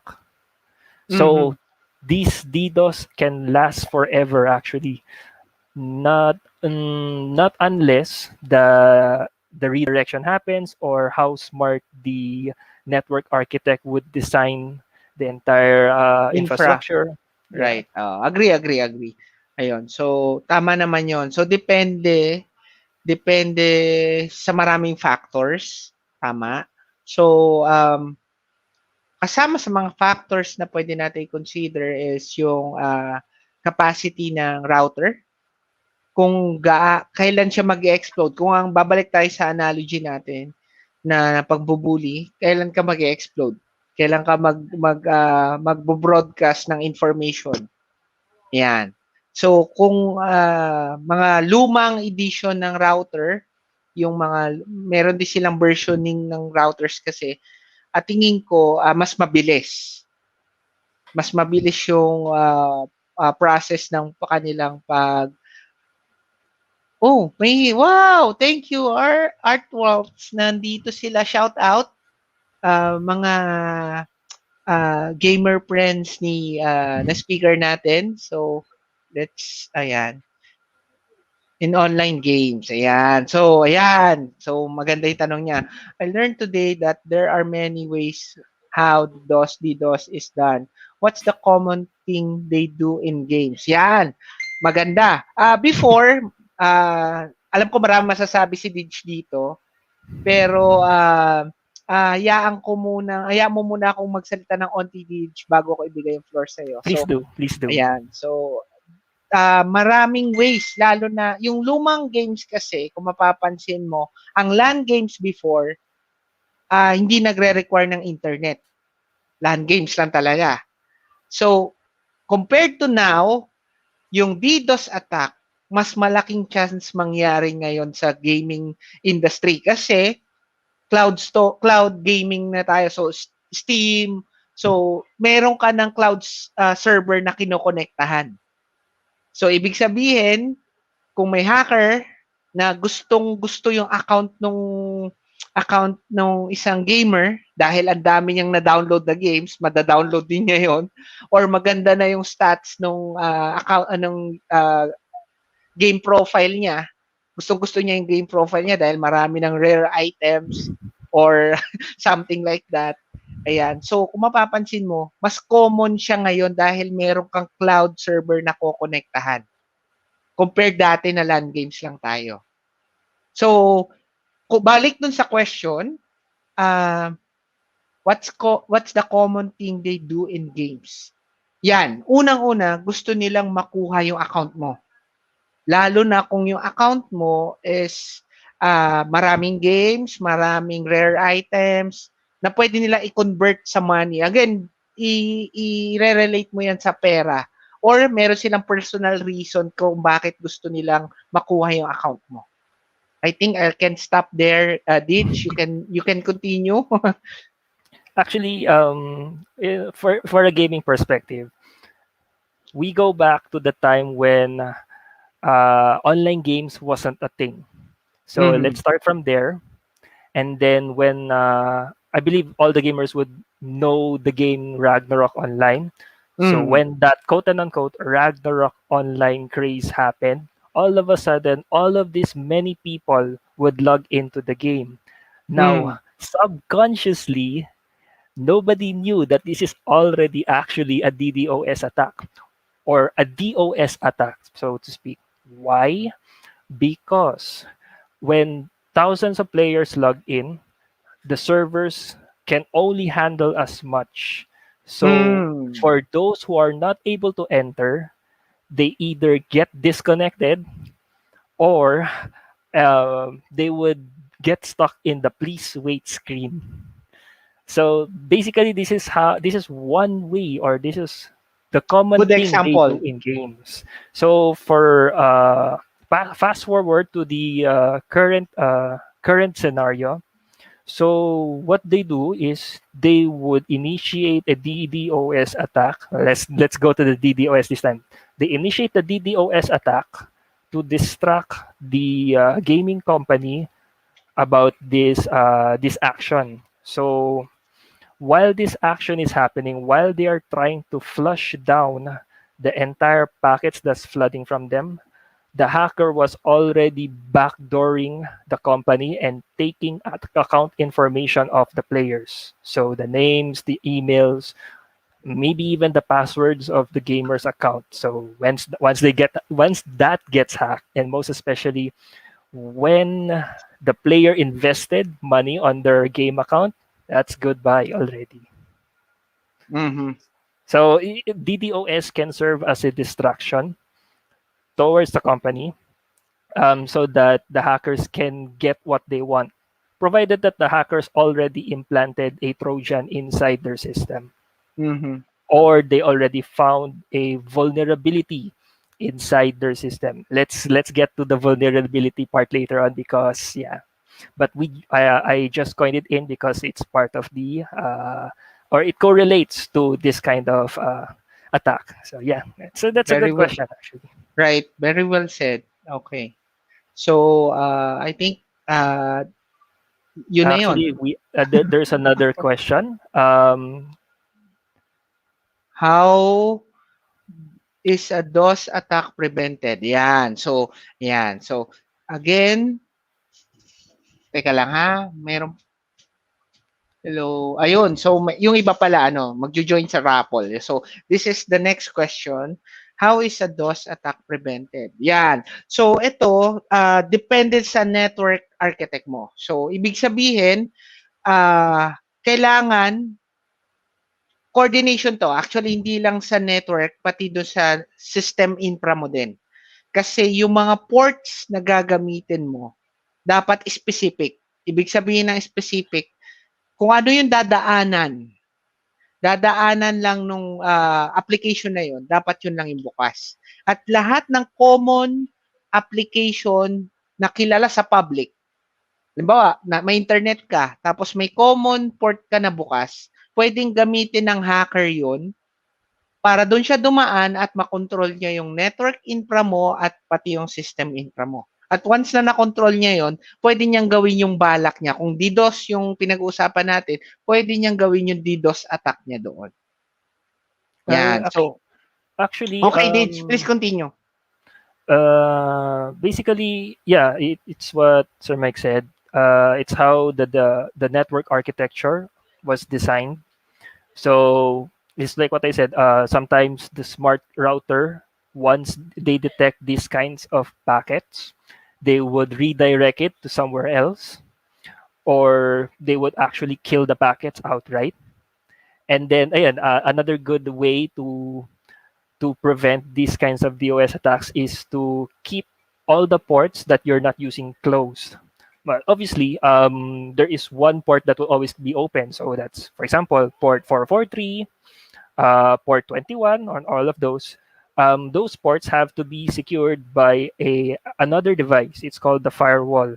So the firewall, it's what its job would do is to detect traffic coming from those ports and see if it should be cast off, or it should be thrown a not found page or whatsoever. So yeah, it goes back to how the network architect would design the network.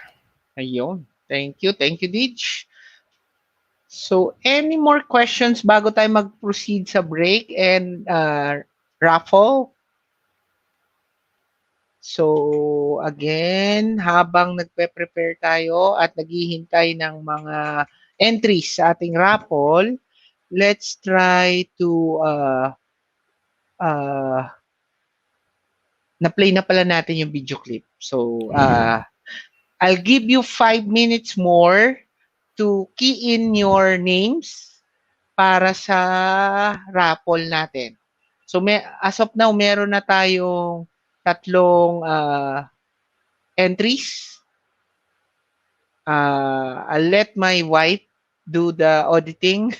Last time kasi napalo ako sa ulo.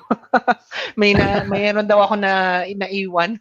So, I let my wife. Tama ba tatlo na? Tatlo na yung ating entries for the raffle. Anyone who would love to join, please key in your names. So, I think we still have 15 viewers. Ayan, 16 viewers na. So, shout out. Please key in your name so you can be part of the raffle. Again, yung ipaparaffle natin is di ko mabigkas eh. Endoscope. Endoscope. Yan. Endoscope. So, yan. Okay. So, I'll swap muna si Didge para makapag-break. So, yan. There you go. Again, You still have 4 minutes to key in your name before we start the raffle. Recap, we have Jean Claudio, Marlene Ordaneta, and Ems Ford as our entries for the raffle. Yun, so we have a new entry. Shout out kay Shida Guanzon. Yeah. Don't worry, kinikiin na po kayo ni YP. Ayan.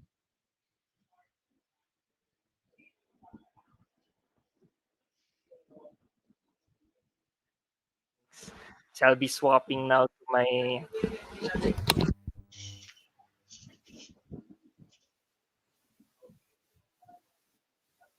Okay. And actually, malapit na tayo sa last two topics and the final demo. Excited ako sa demo. Yan. Yan.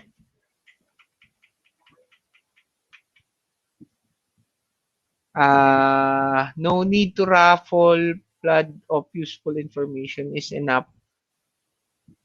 No need to raffle. Flood of useful information is enough. Naubos brain cells ko. Ayan. So, meron tayong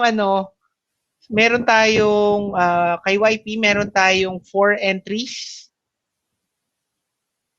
Ayan. So, let me final call. Ayan. Remaining 1 minute. Final call. So, magkakaroon tayo ng 1 winner ng endoscope.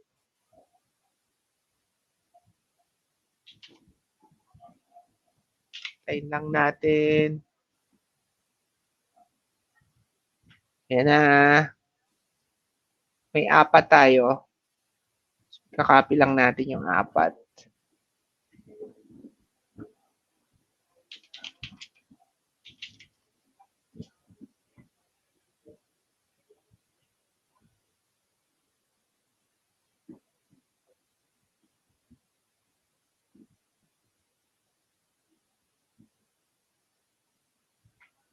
Going once.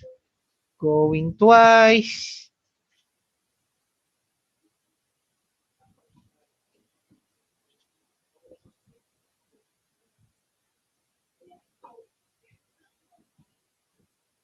Hanapin natin yung roulette natin ngayon.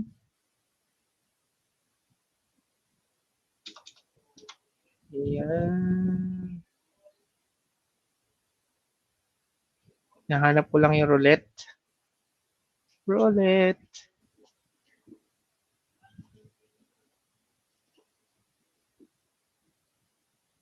Saan na yung roulette natin?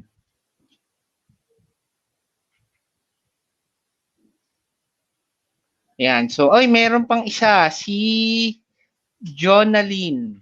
Shout out kay Jonaline. So, meron na tayong 5 entries. Baka may habol pa. Maganda yung endoscope, guys. Ano siya? Problem lang kay ate, no? No wifi kasi nasa US siya. Paano i-deliver doon? Ayan. So, baka ibigay niya na lang sa mga nandito sa Pinas. Okay, no?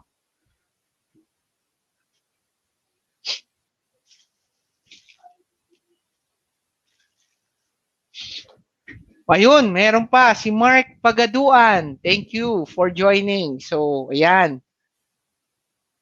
Yan. So, let's see.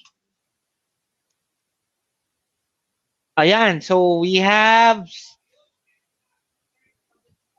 1, 2, tama ba? 6 na? I believe 6 na yung ating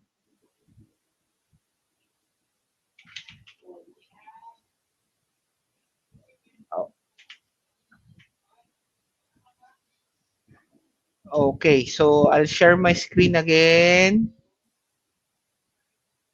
Yan. Can you see the screen now? So, Kay YP, please type in the final list of entries para wala ako na miss out. Dito na sa comment, i-type in mo lahat ng entries para ma-paste ko dito sa ating roulette.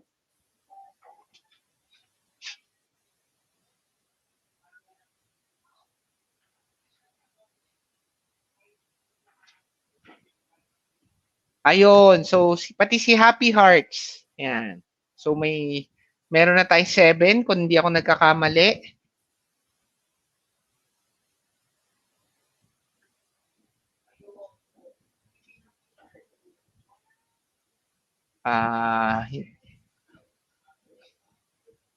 Okay, sige. So, 8 entries. I-type. Okay, sige, ako na lang. Ko-consolidate ko ulit ha. Sana wala ako ma-miss out this time. So, Lisa, Happy Hearts, 08, tapos M Sport, Geraldine, tapos Mark, tapos Jonaline, Shida. Okay. Shida. Meron pa tayo dito sa taas. Si Tita Marlene. Yan. Tapos Jean, Claudio. Tapos sino pa? Okay. So I'll paste kung ano yung mga nag-gather ko. Pa-double check kung meron tayo na miss out. Yan. Double check nyo guys kung merong mga na-miss out dyan. Oh, meron pa. So, Jean Labing.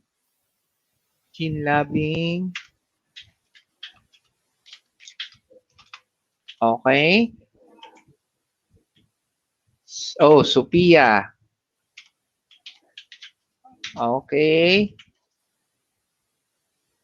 Wala na? At exactly 10:35, mag-draw na tayo. Okay?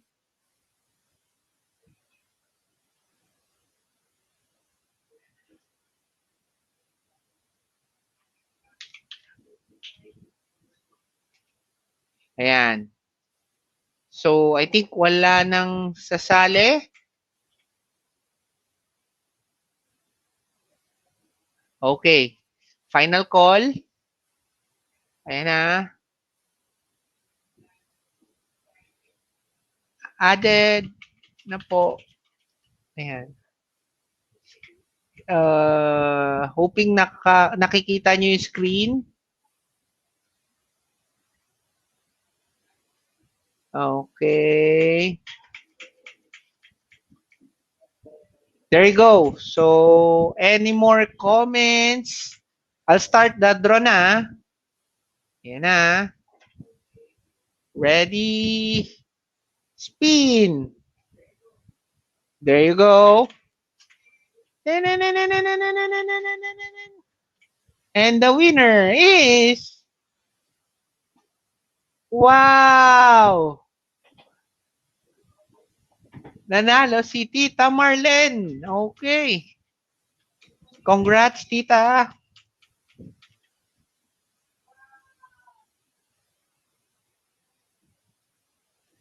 Okay, may nagre-request. Raffle na load. So, sige. Same contestants. Let's give, para may dalawa pa, no? Kahit dalawa. So, dalawang 100 pesos load. Ayan. So, take note natin yan. Ready? Go!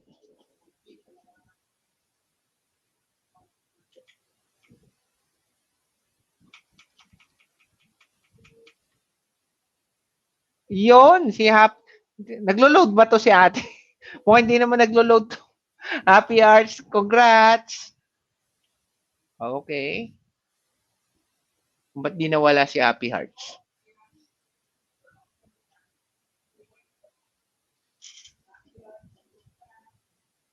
Oh, siya uli. Di nawala. Alisin natin. Yan. Di nawala eh. Yan. Ulit.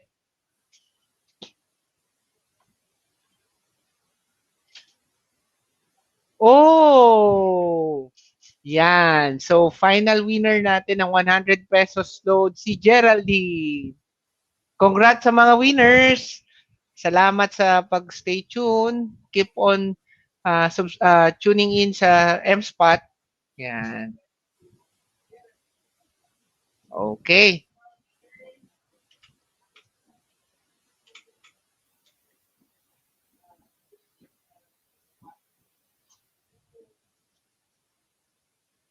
Let me share again yung ating slide.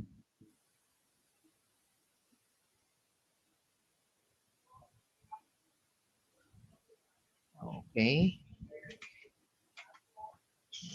Okay. So, Dij, are you still there? Hi, yes, I'm still here without the screen Okay. nga lang. Okay, So, okay. That's fine. So, ayan. So, medyo naging intention topic natin kaya medyo tumagal tayo. Pero at least yung goal natin, feeling ko, in a way, nakakatulong tayo sa awareness. yeah, I'm actually happy that we have a lot of guests tonight. So, Right. 16 na. So far, ito yung pinakamaraming number, 16. I should congratulate you for having that number. So, Yeah, congrats. I won't have that number kung wala ka. So malaking thanks din sa iyo, syempre. Thank you. So let's go back again sa topic. Okay. We stop at zero-day exploit. So, feeling ko straightforward yung ano nito, explanation from the name itself. Zero-day, ibig sabihin from the start na nag-implement ka, or to be more specific, kung meron kang i-install na operating system at in-install mo yung operating system sa day zero, and alam ni hacker na mag-i-install ka doon sa time na yon, mag-i-inject na siya ng something doon sa operating system mo. And from the start, alam niya na yung mga nangyayari sa system mo. Ayan, something like that. Parang ganun yung pinaka high level na explanation dito. So, and I think I'll give the floor now to Dij to discuss more about zero-day exploit. Yeah. So, well, to put in a broader sense, zero-day exploit would be a visible vulnerability in your operating system. So, let's just say your operating system gets updated every day. Let's just say, and then the developers somewhat forgot to to do this, do that, or Mm-hmm. maybe even the developers mislook at something, Mm-hmm. and then the hackers would try to discover these things that were missed out. So when they find this, they would actually do two things. Either one, they would report this to the developer saying, "Hey, your program will get destroyed if something something something." Mm-hmm. Or two, they would do the act themselves and they would treat themselves as hackers. So this is how zero-day exploit works. And when you say zero-day exploit, there are two kinds. There are two categories. So the two of them is active and inactive. So when you say active zero-day exploit, this means that the hackers are currently exploiting this vulnerability into your program or in your operating system, Windows per se, and it can cause harm to your system. When you say inactive, it means that the hackers are not really touching that, and they're actually giving way to the developers to patch it. There's actually an ecosystem for this one, for the hackers, or what we call the ethical hackers and the developers. So Mhm. the ethical hackers will give the developers 30 days to patch this exploit that they found. And if they don't, the hackers themselves will reveal this exploit to the world. So that's how the ecosystem works. Now, for those nasty hackers who doesn't really follow the ecosystem, they would just perform the hack, and then they would broadcast it so that other hackers would do the exploit and destroy everyone's systems, sending everything to Armageddon. Wow, agree, agree. So, maganda rin yung explanation ni Ditch, mga kaspat. So, basically, sinasabi niya, malaking factor yung nagde-develop or yung mga developers kung may na-miss out silang something or we can say patches and gagamitin ng hacker yun para maglagay ng something doon sa operating system na yun. Yun na yung magiging start ah ng pag-under nung zero-day vulnerability na yon. So, isip ko lang, Didge, Life in the USA donated 500 pesos load para sa raffle sa Wow. huling. Wow. So, thank you so much, ate. So, Thank you for the support. Thank you for the support. right. So, by the way, Didge, remember the one I told you related Yep. to the NICE Hmm. workforce management, si ate or Oh. may si ate yung si ate yung wife niya. Yeah. Okay. So nasa It's an honor to have you here. So thank you right. for joining Oh, us. so nasa state sila ngayon. So nasa US. So I think Be careful. Be lumipat na sila careful. na lumipat na sila ng Yeah, yeah, yeah. Lumipat na sila ng state. Hindi ko na alam kung saang state sila ngayon. Let's not put it up na lang, because like what I said, just be careful what you share. Sharing Right, too much right, is right, a bit right. dangerous. So Yeah, yeah. thank you for that warning. Okay. So okay, let's go back to zero day exploit. I actually have one real life example here. Okay, sige. Actually, Microsoft published something, yeah, yesterday or 3 days ago. This is a phishing based attack from Mhm. Nobelum. So this is a active, actually this is an active zero-day exploit. Mm. If you guys remember, there is a solar winds incident that happened Yeah. last December. So I believe this is called sunburst, or this Na is nicknamed sunburst. na-remediate na ba ni SolarWinds? Just want to ask. Um, it's not completely remediated yet, but they are Okay, able okay. to release patches. Okay, okay, So okay. from this sunburst, the how do you call this? The actual scenario, or the actual way of penetrating into the system, was still being used, and now the hackers are now using it as a phishing attack. And they're pretending themselves to be US aid. I'm not sure if you are all familiar with US aid, but this is an Ah, organization in the United mhm. States, a government organization. So the hackers pretend to be part of US aid.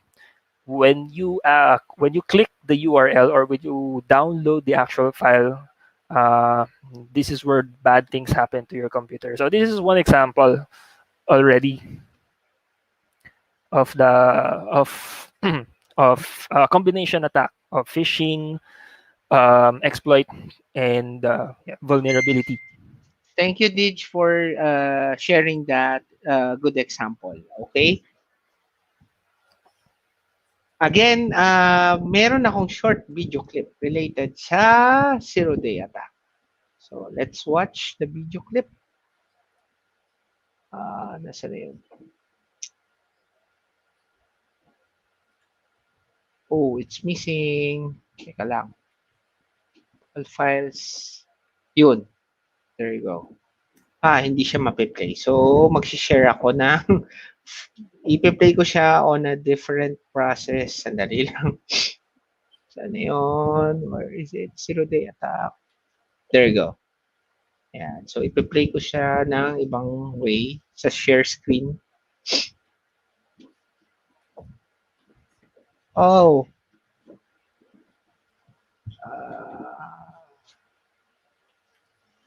Audio lang siya. Okay. My bad. Anyway, hindi siya mape-play. It's okay. It's Well, okay.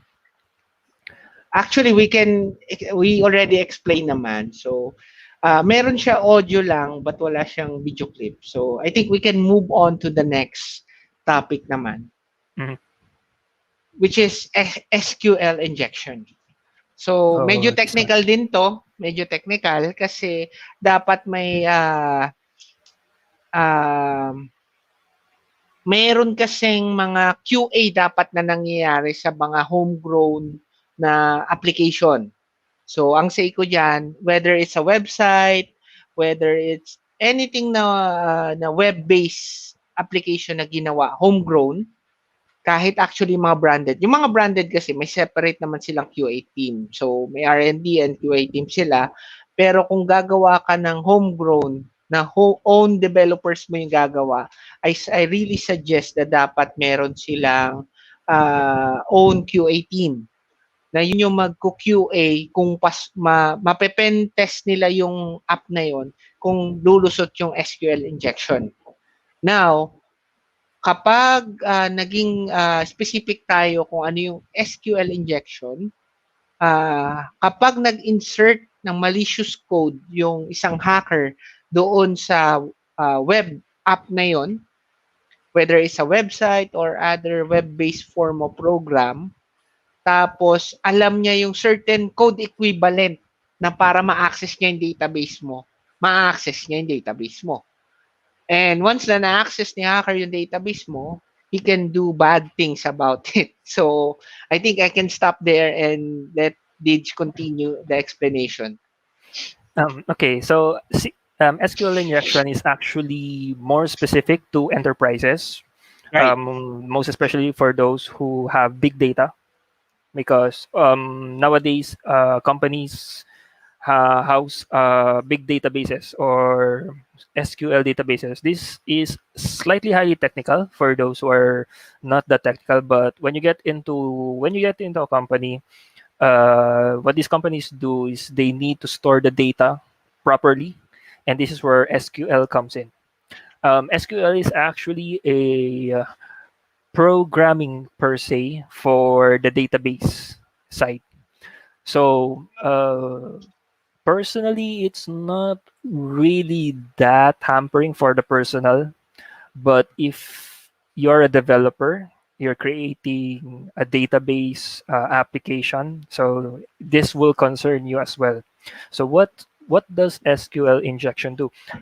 Basically, one example would be logging into the database. Let's say that you have a web page and on your program that has a database inside, and then instead of using your credentials as login and password, you type a SQL code instead. Mm-hmm. And when you press enter, something magical happens. So this is the actual SQL injection already. Now, it's not really that harmful for developers, but once the developers did not filter off their codes properly, that's where a lot of bad things would happen. Right. Agree. Okay, thank you, Dij. Ayan. So, I already checked. Meron tayong playing video clip for this one. So, I'll share that one now. SQL injection. There you go.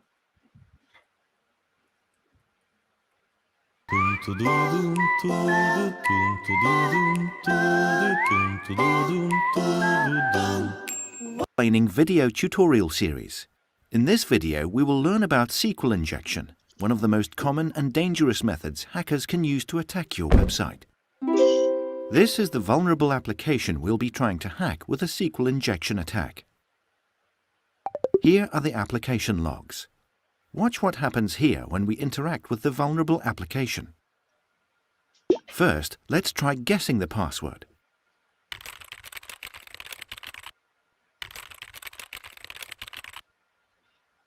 Okay, so guessing the password didn't work. Let's try adding a quote character after the password. The application crashed with an unexpected error. What could that mean? The logs show a SQL syntax error. This indicates that the quote character messed something up in an unexpected way. This is Walang what the handler. application code looks like behind the scenes. Watch how the SQL code gets built as we enter the login details. Let's enter the password with a trailing quote character once more. The quote is inserted directly into the SQL string and terminates the query early. Medyo This is technical what siya. caused the syntax error we saw in the logs. This behavior indicates that the application might be vulnerable to SQL injection. Now let's try a specifically crafted password.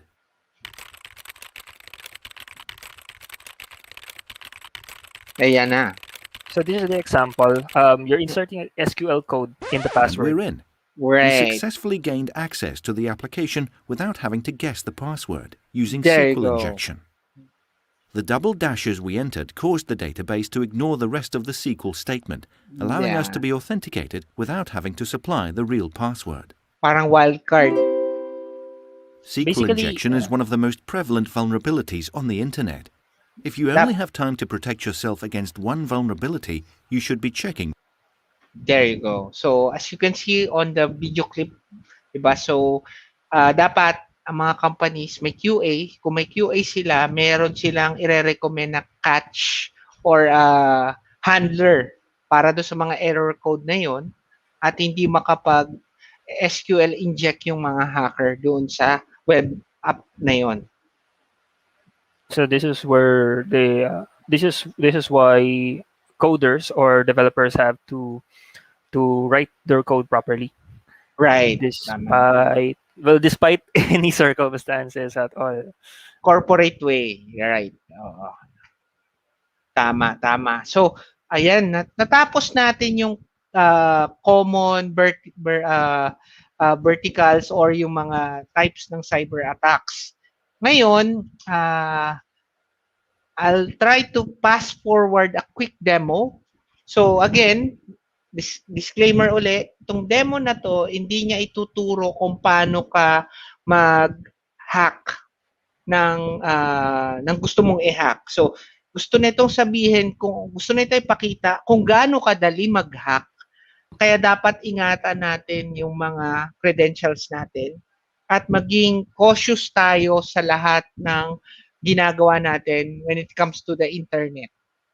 Okay? So, I think clear naman yung pagkasabi ko. So, before doing this demo, anything to add, Dij, na magbibigay ng ng highlight doon sa ating mga napag-usapan? Basically, the highlights would come later on when it comes to the prevention part. That's Tama, agree. So, Yeah. later on. Yeah. We'll So, have to push that back. okay, thank you, Dij. So, I'll start by sharing my demo unit here. So, let me share my demo unit. Okay. Can you see my screen now? Okay. Some before you begin, Sir Mike. Okay. Some super warnings to everyone. If you don't know what you're doing, most especially when you're going to try what Sir Mike's doing, just don't, because it may affect you yourself in the process. Don't try to be a hacker yourself. So yeah. Okay. So, may dalawang types yun. Meron tinatawag na ethical hacking.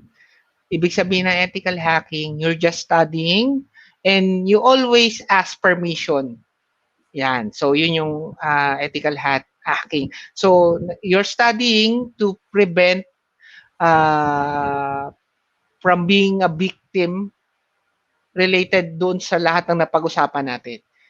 And Well, you're the other thing, if I may interrupt, okay. the other thing what this software does is to provide details on the current vulnerabilities that an operating system has. So this is the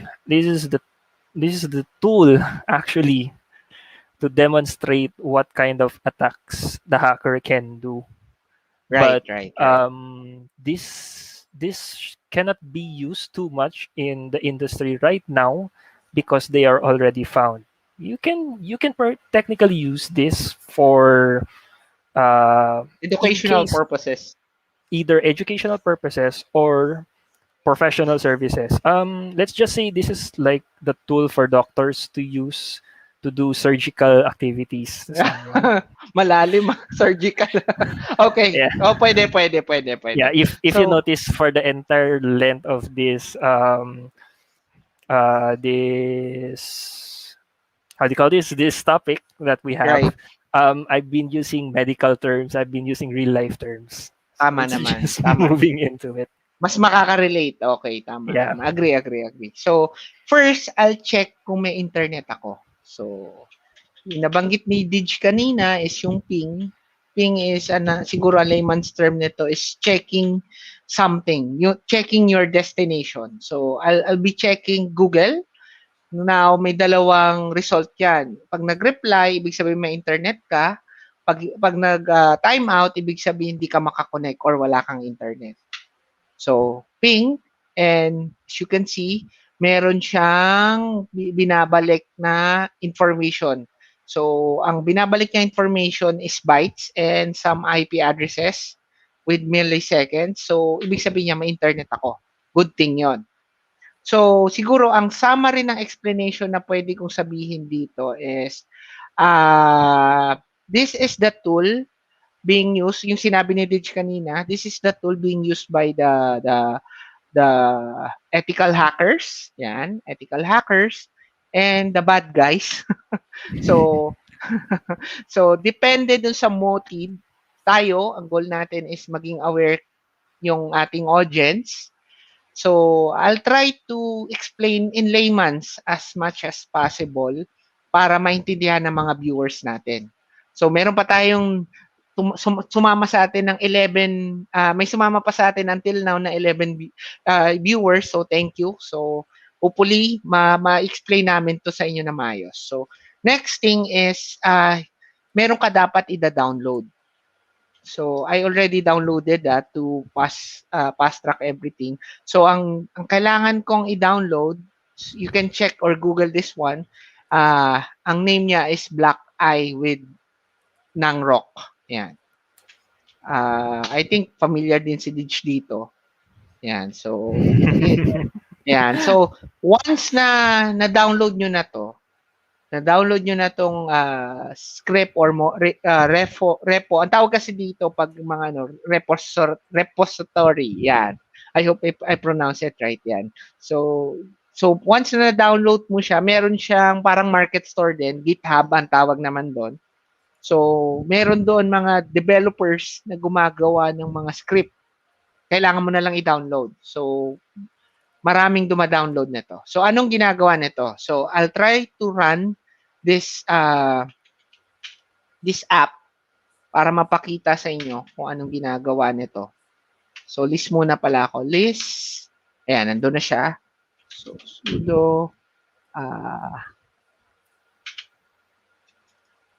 sudo black eye bash. Yan. So, I need to input my password. Yan. So, magkakaroon siya ng another pop-up. So, later on, explain ko yan kung ano yung pop-up niya. So, magkakaroon siya ng screen na ganito. Malinaw ba dyan? Nakikita nyo ba? Or maliit masyado? Nakakatakot lang, sir. Naka- Pero nakikita nyo yung screen. Yeah, it's clear. It's very Okay, clear it's in my clear. end. So, to be safe, gumawa akong dummy account. So, yan, pinull screen ko. So, hoping nakikita nyo siya. Kita ba na malinaw? Kita na malinaw, no? Tama Yeah, ba? it's Okay, clear so on good. my end. Good. So, may nakikita kayong mga items dyan or names dyan na familiar na sa inyo, right? Tapos meron siyang corresponding number. So, itong tool na to, itong app na to, ang ginagawa niya, si hacker mamimili lang dyan. Tapos, syempre, dapat may target siya or victim. So, ang goal niya, yung, limbawa, example lang to, pinili niya, number 2, Facebook. Ang target niya ngayon is yung victim makuha yung Facebook credential. Okay, yun yung scenario natin ngayon ha. So, dahil may dummy account ako, pipiliin ko 2. So, mapapansin nyo, may status siya sa baba. Anong nakalagay sa babang-babang statement? Waiting victim to open the link. Nakakatakot yung message, di ba?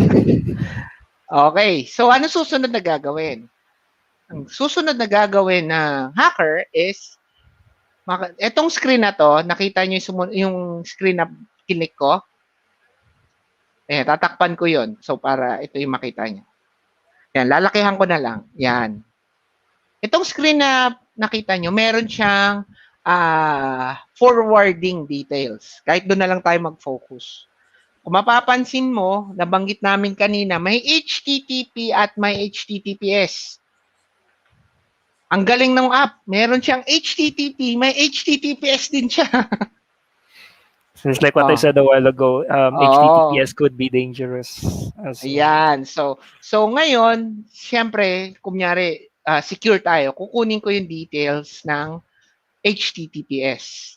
Basically, itong link na to, kaya kung sinabi kanina na combination yung attacks na gagawin natin. Kasi unang-una, ang goal natin, phishing. Tapos, syempre, meron din tayong somehow denial of service na process at meron din tong defacing or redirection. Kasi, kung mapapansin nyo, yung forwarding na yan, i-redirect natin yung victim natin o yung target natin papunta dyan sa link na yan. May papakita ko kung paano. Siyempre, kokopyahin ko muna yung link na yan. It's B9379 A0952 FE. Kung mapapansin nyo, manual ko siyang tinype kasi naka-virtual machine ako. Ibig sabihin ng virtual machine, yung main host ko, walang kinalaman doon sa virtual machine ko. So, kaya tinatype ko siya manual. May ibang tools na pwede mo siya i-copy-paste pero hindi siya present right now. Okay? So, ayan. So, ika-copy ko yung information na yan. Tapos, ano susunod kong gagawin? So, ang susunod kong gagawin, mag-share uli ako ng screen. Ang i-share ko naman ngayon is yung dummy account. Okay? Or my dummy account. Saan ba yung dummy account? Nawawala yung dummy account ko. Teka lang, hanapin ko yung dummy account. Yan. Yan. Okay. So, Gmail.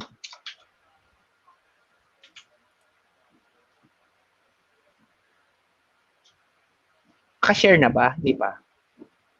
Not yet. Ay, not yet. Okay. Saan na yun? Kailangan ko ihiwalay. Sorry. Ihiwalay ko siya. Yan. Di pala masishare pag hindi nakahiwalay. Yan. So, I'm sharing my personal Gmail. So, ang goal ko dito is may template ako. Mas maganda yata ganito. I'll share my full screen kasi mahirap mag-switch tabs para mas madali nyo maintindihan. I'll share my full screen now. Yan, entire screen. Yan. So, currently, nakikita nyo ako, right? So, stop natin tong slide. Yan. Stop natin to. So, I'll open. Gumawa ako ng Facebook template. So, ayan. So, syempre, si hacker, pag mumukain niyang totoo yung totoo yung email na makakarating dun sa victim niya. So, maraming ways para gawin yon. Una, gagamit siya ng isang domain na medyo malapit-lapit doon sa original. Halimbawa, Facebook 01. Example lang yun, ha? So, pag dumating sa'yo, hindi mo mapapansin yung 01. Mababasa mo lang yung Facebook. Ayun. So, meron kasi si Facebook security na kapag hindi ikaw yung nag-login, katulad nun sa akin, nag-notify siya sa akin. Sinasabi niya, kung merong nag-login sa ganitong oras, sa ganitong location, itong IP na address na to, ikaw ba to o hindi ikaw ito? So, kokopyahin ko yung template na yon. Okay? Still following me? Okay? So, ilalagay ko siya. Ngayon, dahil wala tayong na-prepare na eksaktong malapit na domain, gagamitin ko yung personal Gmail ko muna.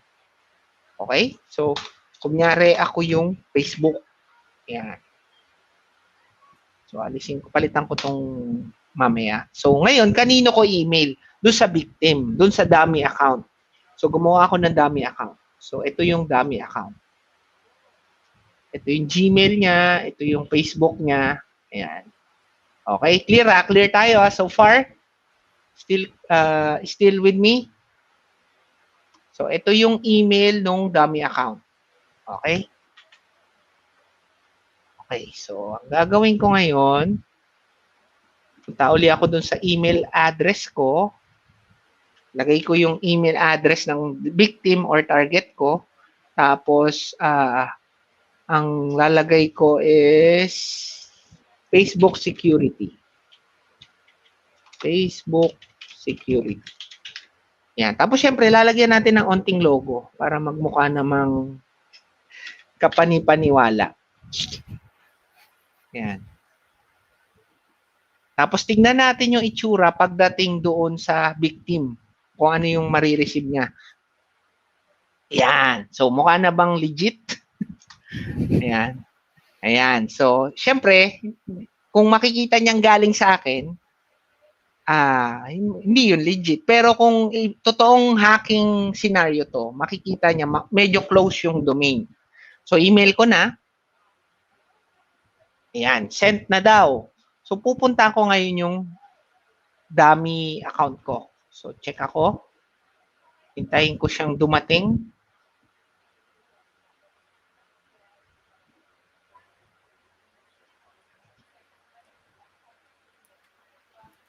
Napunta kaya sa spam?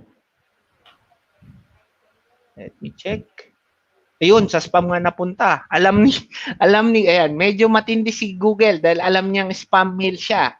Dahil ginaya si Facebook. Dahil may salitang, feeling ko by keyword, dahil may sinalita tayong Facebook security. Pero tingnan natin anong itsura. Ayan, nakita mo? Ayan yung itsura niya. Iulat na hindi spam. So, Tagalog. So, nandun na siya sa Ayan. Ayan. So, mukhang legit, di ba? Ngayon, kulang yan. Kulang yan. Uulitin natin yung proseso na yon. Punta ako sa send items ko. Tapos, punta ako dyan.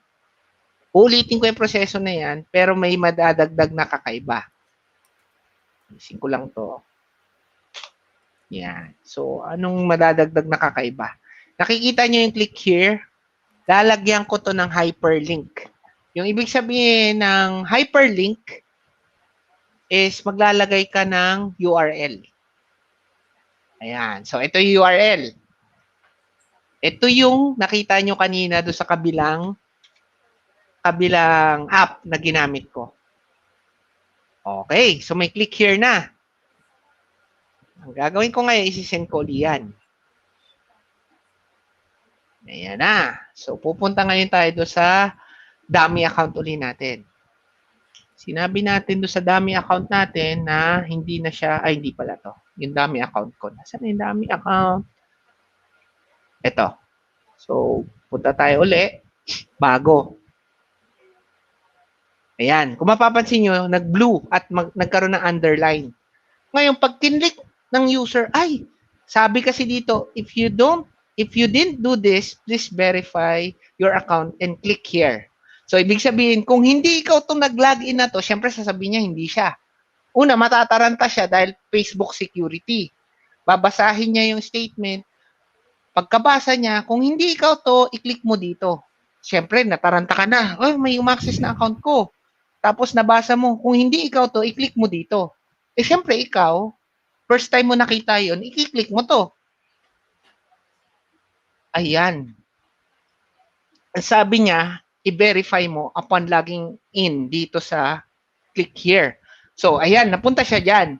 Balik tayo doon sa ating screen. Okay, nasa na yun?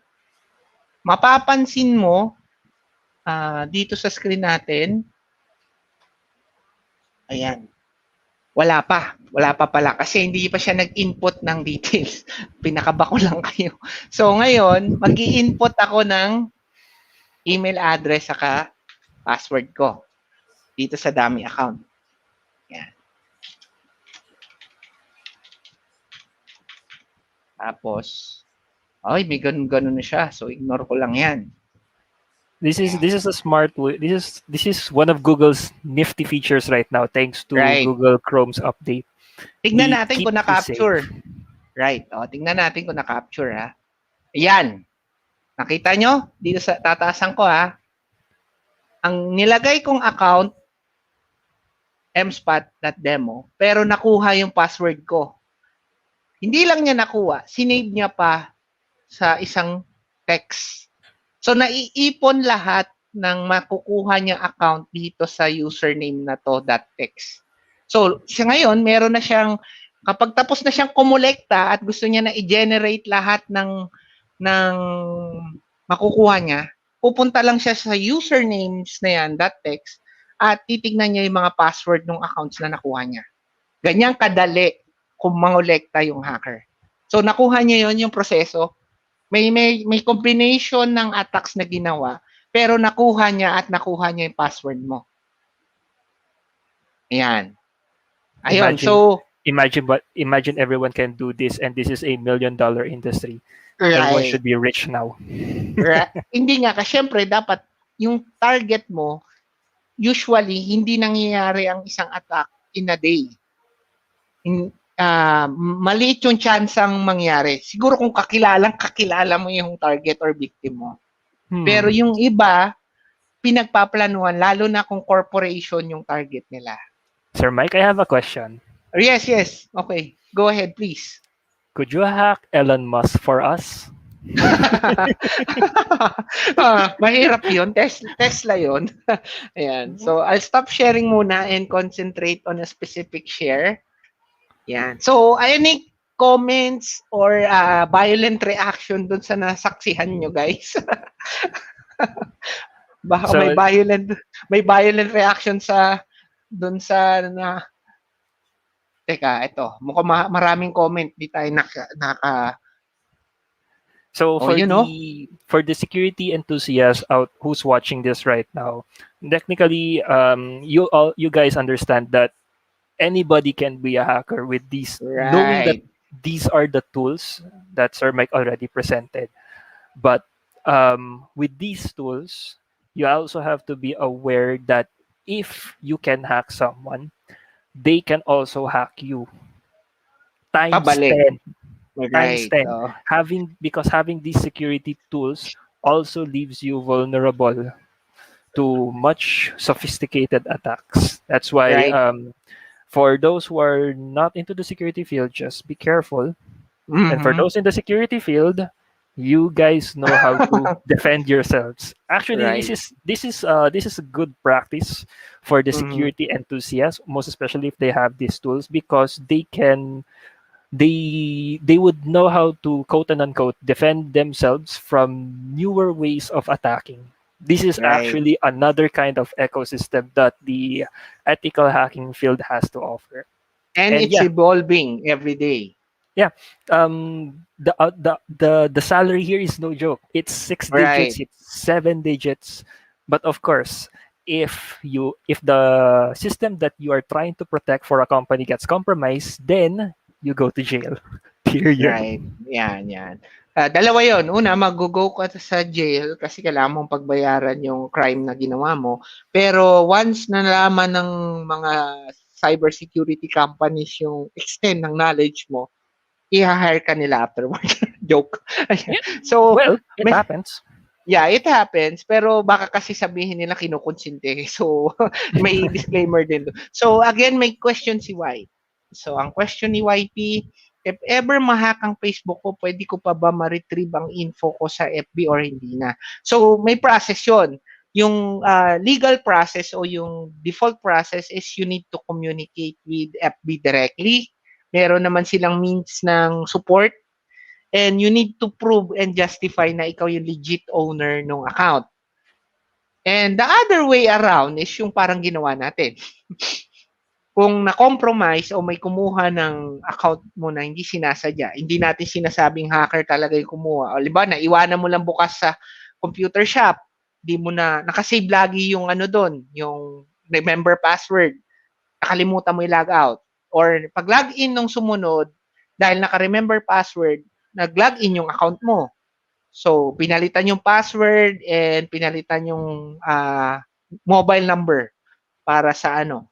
So, ang pwede mo na lang gawin doon is maliban kung nagawa mo nang kontakin si ano or ayaw mo kontakin si Facebook, kailangan mo ng technical skills or kailangan mo kumausap na may technical skills katulad ng ginawa natin. Kasi una niyang gagawin, titignan niya yung history nung pinag-computeran mo. Kasi tatanungin ka noon, magkakaroon ng series ng interview. Parang nasa CSI ka ngayon. Magkakaroon ng series of interview. Doon kukuha ng milestone or stepping stone yung kinuha mong tao para mag-investigate. Paano niya ma-retrieve or makukuha back yung Facebook account mo. So, following the footsteps ng initially nangyari, katulad nun, makukuha niya rin yung pinaka-recent pagkatapos mo na nag-login. At pwedeng yun yung gawin niyang target para ma-retrieve yung account mo. Ayan. So, one way lang yun. Pero ang pinaka-legit na process is communicate with Facebook directly. Ayun. Do you agree, Dij? Actually, it's a there are lots of ways how to tackle this, but Do yes, that. I agree with you. Maybe if I can add, there are three approaches to this kinds of situation. Obviously, the illegal way could risk you from getting jailed because you don't have a license to hack. Yeah, dapat ethical hacker ka. Yes, you have to be an ethical hacker to hack to your own account. It sounds wrong though, but yes. Well, for the actual question, if you can still retrieve the info in FB, um, treat it like this: any info that you give out to the public is as good as gone. Kasi So public once, info na siya. let's change the perspective. If a holdapper snatches your bag and it's good as gone, because even if you go to the police, you don't know the face, you don't know the details or the concrete details, then it's good as gone. So this is the sad part of hacking, actually. Sometimes the authorities are not able to help you to as much, most especially if the country that you are residing in doesn't have the laws to support it. Ayan. Ayun, agree ako doon. Tama. However, for example, if the country has secured laws, like for example, the police has the right to look into the details of a system in a company, then there is a higher chance that your data can be retrieved. Double-edged sword naman yun. Yeah, but so that's why I said a while ago, if your information gets stolen, treat it as it is good as gone. Tama naman. Agree. Yan. So, I hope we answered the question, YP. Yan. Meron siya sumunod. That's a tool for hacking. Yung Kali, may dalawang perspective kung titignan mo siya. May good way, we call it ethical hacking, yun yung ginagamit. Pero yung mga black hats or mga hacker na tinatawag natin is yun din yung ginagamit. So depende nga lang sa motive, saka perspective mo on how to use that tool.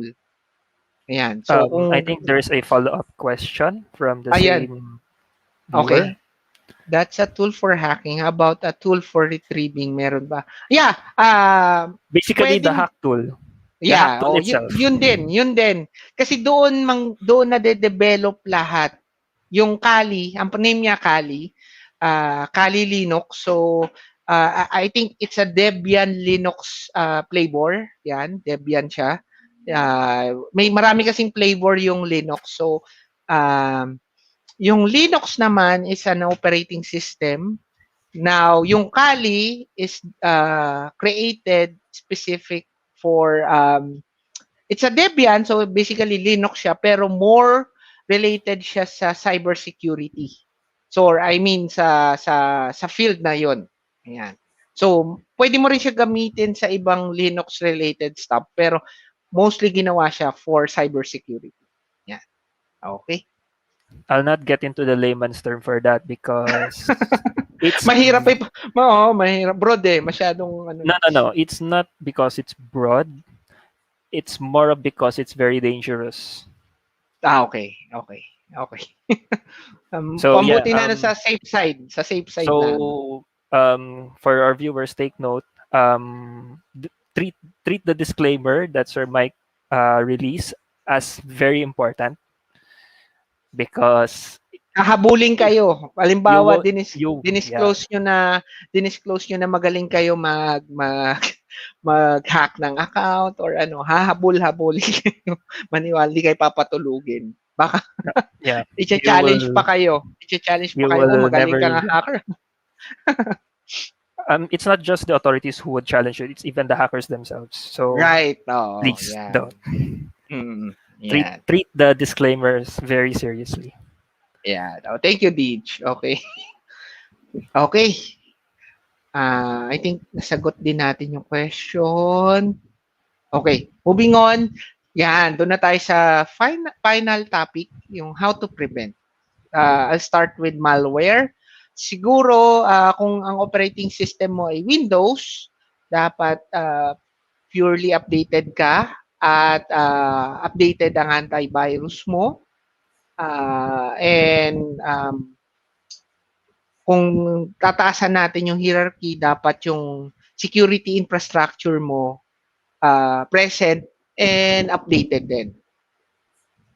Kung ang virus galing sa China din ang accurate na vaccine. Kung ang pinag-uusapan natin dito, corona, may chance. Ayan, by the way, teka, si Dij is Filipino-Chinese. So, we can get more accurate information about that question. Pero kung ang tanong ay specific lang sa technology, virus na technology,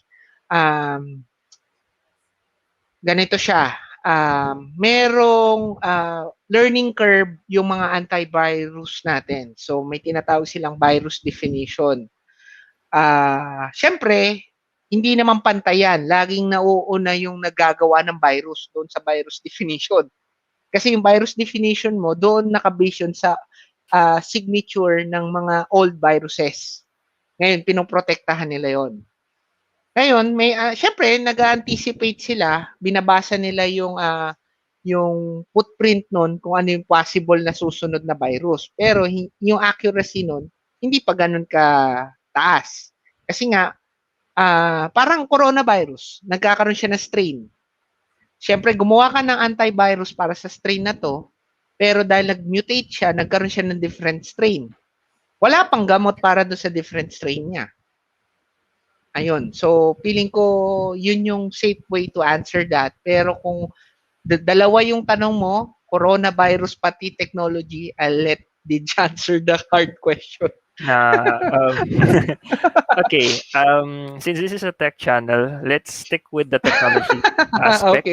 Okay. Um, I do not want to mention about the medical aspect of the Okay. analogy. Okay. But I guess it technically goes back to trust. So Okay. let's keep it that way. But for the technology aspect of your question, let's just say it's not the strongest virus ever created does not come from China. No, it comes from anywhere because we've known other countries, we've known other quote and unquote script kiddies who knows Mhm. how to create malwares. Okay, a little bit of layman's term. Script kiddies would be the amateur hackers, so to speak, or the hackers who wasn't given who wasn't gifted with the education but knows how to get along with things. We call them script kiddies because scripting, they do scripts, they do malicious software. They script malicious software, and Mhm. then they act like a kid. Right. So they just fire off the malwares anywhere they want, and they be happy about it, whatever they collect. That's why we To call add them lang, script kiddies. do sa script kiddies, ano sila, uh, they know how to reuse as existing malicious application and consolidate that into another malicious application and Yes, that's use correct. and use that on their own purposes. Yes, that is Uh, correct. That's okay. uh, that's how script kiddies go. Mm-hmm. So going back, the strongest virus does not come from China, does not come from Russia, does not even come from the Philippines. Believe it or not, there are very strong viruses coming from the Philippines. I'm not sure if you guys heard of the Tagalipaare. Yeah, it's a very nasty virus. Or even the love bug. The love bug was Mm-hmm. actually created by a Filipino, and it Mm-hmm. caused complete mayhem during the year 2000s. Ano na siya So ngayon ano na siya, open na siya, publicized na siya ngayon, si yes, yung Pinoy. um, that's because well, actually the Filipino, as I believe, the Filipino became a cybersecurity analyst as well. Yeah, kinuha sa US. So okay, so going back, there is no strongest virus. Whatever country who created the virus, this goes back to what Sir Mike discussed a while ago about state nation attacks, state nation hacking. This is actually a bigger and broader topic as compared to what we have right now. But yes, those kinds of attacks exist. But if we're gonna look at it in another perspective, we should only look on how to protect ourselves. So this is where we are right now. So in preventing malwares, basically you just have to be aware of what is inside your computer. Mhm. If you find something suspicious inside your computer, then that's the time you start worrying. If Mhm. you find your computer behaving differently from usual and you don't like it, then that's where you start worrying. Mhm. So how do you do that? Well, basically, it's like your body. Any foreign object that enters your body should be rejected. Same thing. How do you put bad stuff into your computer? One example would be your USB. If your USB was plugged everywhere and everywhere, it's similar like AIDS, so to speak. So plug it into someone's Tusok computer ng that has tusok, 'no? yes, tusok ng tusok. So plug it into someone's computer, and you don't know there's a virus, and then you plug into your computer, and your computer already has a virus, provided that your antivirus doesn't work as well as you expect it to be. Mhm. So those are the other aspects, those are the other factors you have to consider. But basically, the rest we'll just discuss it along the way, but I'll focus with malware first. That's how you protect Okay. yourselves from malware. Okay. And then Okay. the other thing would be, do not visit websites that are highly suspicious. So that would include uh, the Porn. un the unencrypted web pages, the one with just the HTTP. Mm-hmm. So one layer protection already guarantees you if you visit a page with HTTPS. And Mm-hmm. thanks to today's technology and AI, our browsers, as you've noticed a while ago when Sir Mike is hacking into his dummy account, the browser already informed the user or Sir Mike that this could be a compromised page. Yeah, So tama. Mm. that's how our computers are evolving. That's how our computers are learning how to protect ourselves. So that's another thing. And then I guess Sir Mike can add something into Alri- that. I think you said um, everything related to malware. So, pag pag sinum up natin everything, ayun parang katawan na pag may naramdaman kang kakaiba, ah, ako ang diskarte ko dun is, ah, commonly kasi ang gagawin mo papatingin ka sa doktor. So ang magiging kung technical 'yan, papatingin mo sa PC technician. Pero Yes. ikaw, ang puwede mong gawin diyan, mag-focus ka dun sa mga apps and programs na lagi mong ginagamit. Dapat legit 'yon, yung mga apps and programs na 'yon. When I say legit, hindi siya crack. Kasi yung crack is na edit na program na puwedeng nalagyan na rin ng hacker ng tunnel papunta dun sa host machine mo. So when I say legit, ito'y hindi pirata at binili mo sa tamang owner, tamang distributor ng apps na 'yon. Yes, that's correct. Okay. Well, if I Okay. may add on to that, well, there is actually a gray area when you install cracked apps per se, because I've seen other users who've been using pirated Mhm. operating systems, pirated office suites, most especially if Microsoft recently converted to a subscription base. So you'll have to spend how many dollars per month in order Monthly. to, yeah, it's a monthly subscription. Yeah. And if you get the standalone package, that's around 19,000 pesos in the Mhm. Philippines. Mhm. So that's going to hurt the Filipinos' wallets.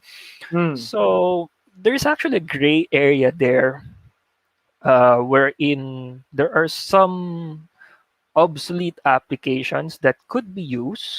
used, most especially if you direly need it, but it's not really to be trusted as well. Mhm. You just so to speak, what I'm pointing is, use it at your risk. If you're gonna Mhm. use pirated software, use it at your risk. Not to mention, if the Philippines, if I'm not mistaken, already has a anti-privacy law, Mhm. anti-piracy law. I'm sorry. Right. So that would even get you scared in using this pirated software. Right. Okay. I think maraming tayong nabanggit about malware. Let's go and move over to phishing. So sa phishing, as you can see doon sa demo natin, kailangan una mong babantayan, wag ka mag-skip sa body kasi pag binasa mo agad yung body, baka mataranta ka at maklik mo nga yung clickbait clickbait ng hacker. Bait. Kasi kasi dalawa lang 'yan. It's either the subject or the body ang makakot ng attention ng victim. Once na nakot na yung attention niya dahil magaling sa write up yung hacker, makakalimutan mo yung domain saka yung from o yung source nung pinanggalingan nung which is yun dapat yung una mo talagang titignan. Titignan mo yung source URL or yung source domain niya kung legit. Tapos titignan mo ngayon kung meron ngang click here. Usually kapag may click here na statement, kabahan ka agad ikaw. Yun yung pinaka-hint ko doon. Yung keyword doon, pag may click here, kailangan mong aralin maigi at balikan lahat nung area nung email na yun. Ayun. Yun na. Yes. Minsan, hindi nila tinatago sa click here.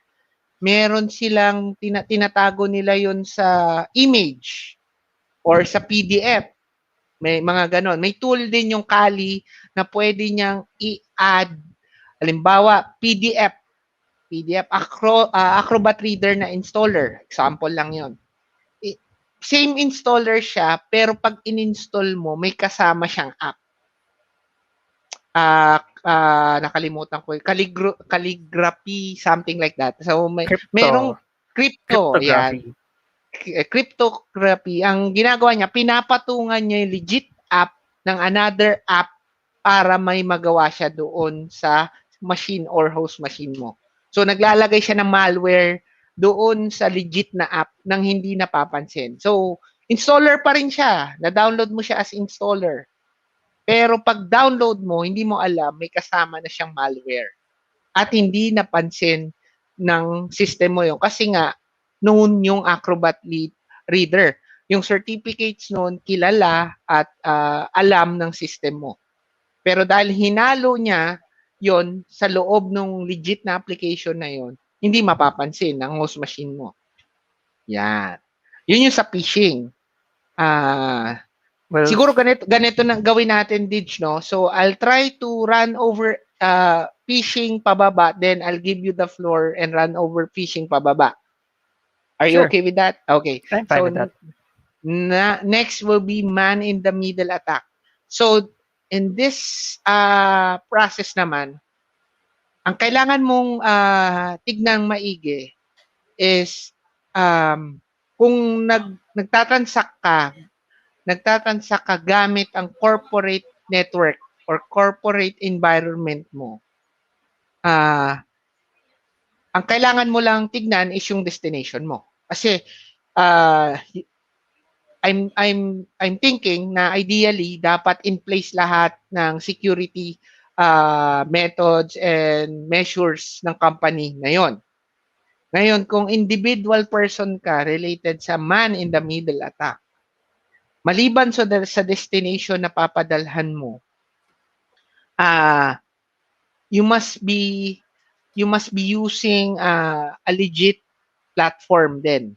When I say legit platform, Google kasi medyo open pa eh. Pero we can say na medyo legit siya kasi marami rin gumagamit.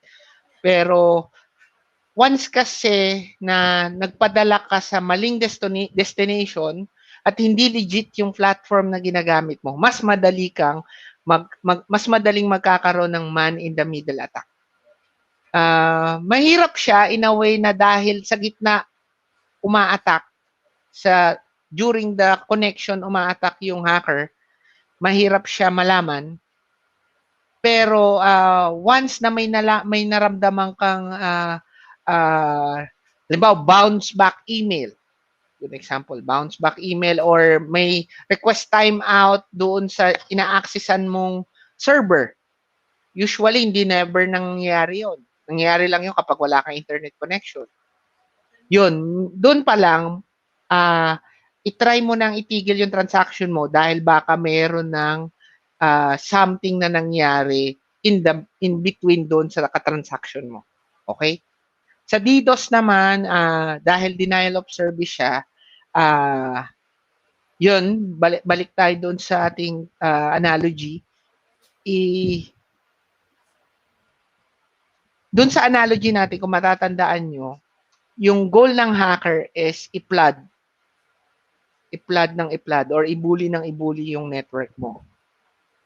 So, kung mangyayari yon, kung sakaling nakalusot siya sa corporate network mo at nabuli niya or na-flood niya yung network mo, bilang employee or individual person to that, ang pwede mong gawin is i-report yung pangyayari na yon. Kasi corporate naman siya. And I don't think mangyayari siya sa personal or individual dahil wala naman tayong high-end routers or ordinary.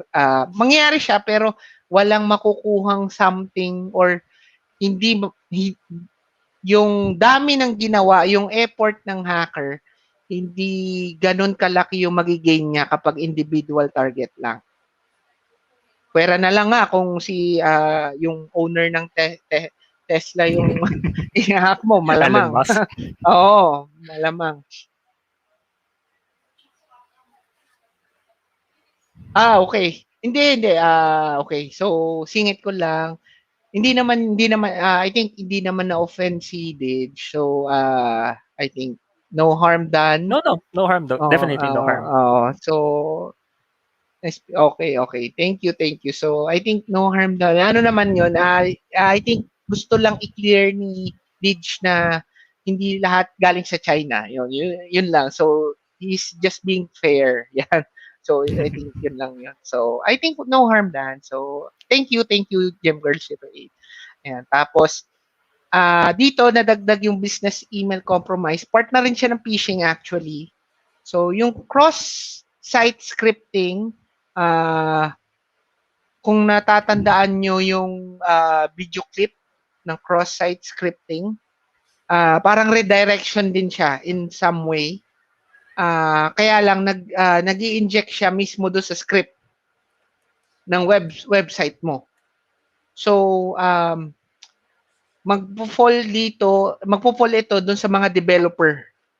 Again, sa companies na may homegrown developers, QA, same goes with the zero-day exploit. Ito, maliban dito sa zero-day exploit, I strongly suggest na kapag mag-implement ka ng operating system install, sa simula, don't include internet connection.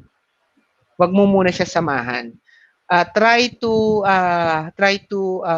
stabilize yung security ng operating system bago mo siya i-connect sa network mo. Or bago mo siya i-connect sa LAN network mo. So, dapat ibig sabihin may in place ka na ng mga security tools bago mo siya i-connect sa network mo. Or kung sa company ka, naka-connect ka na sa domain tapos na-absorb mo na or na-gain mo na lahat ng security measure ng company nyo bago mo siya i-connect sa internet. Yan. SQL injection, ayan again, kakulangan ng developer. So, kung may QA at merong tester, may brainstorming na nangyari. May process yan actually. Usually, makukuha mo to sa Agile, sa Scrum na process. Yung mga development and program development, yung project methodology ng Agile is bagay doon kasi thorough yung pag-check and testing ng bawat application. I think na-sum up ko na everything. Bigay ko naman yung floor kay Didge. Yeah. Siguro I have lots of things to add. So I'll start with phishing. Okay. Some pro tips for the non-techie people. So every time you hover into a link, for example, the click here thing, just hover it before clicking. When you hover it, some web browsers will actually show you the address where it will lead you. So just take a look at it. If it looks like it's okay for you, click it. If not, then don't. But if you want to click it, but you don't kind of trust it, ask your techie friend. Ask your trusted techie friend who can help you say, this is good. This is a good site. You can click it. This is not a good site. You have to check it. So those are the things. Another way of knowing that it is a phishing email is the email address. So if you don't know the email address of the person who sent it to you, then most likely it is a phishing. And then always have this mindset that anything that is too good to be true would actually mean that it is a phishing email. So those are the few tips for phishing. What else? Okay. Another would be, well, for the gamers, since I'm a gamer myself, one pro tip I can give for preventing phishing emails or for being quote unquote bothered by these phishing emails is to have multiple emails of your to your account.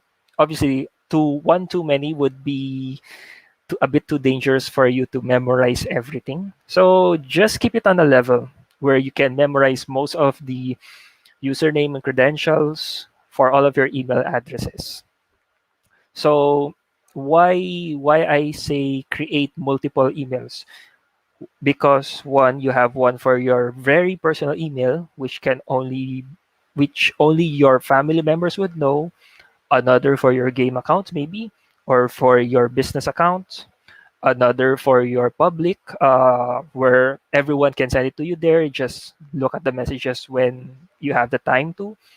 And then even another email for your portfolio, like for example, for your LinkedIn page, for your how do you call this, workday pages, or for the recruitment centers. So you can have those to keep yourself in check against these phishing attacks. I may miss anything, so feel free to tap in your questions, most especially if you're a victim of phishing.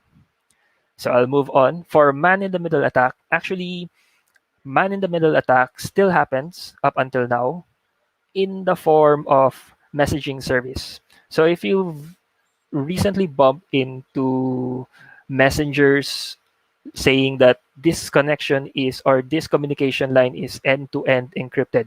So when they promise you that, it means that you are protected from man-in-the-middle attacks. So what's the gift? Fast fact: Facebook Messenger, it is highly being used. If you all, I believe you all use it. The thing is, when you use Facebook Messenger, the general settings that you use, the way you type, the way you talk normally, those messages are not encrypted. Why is Facebook saying that it's encrypted?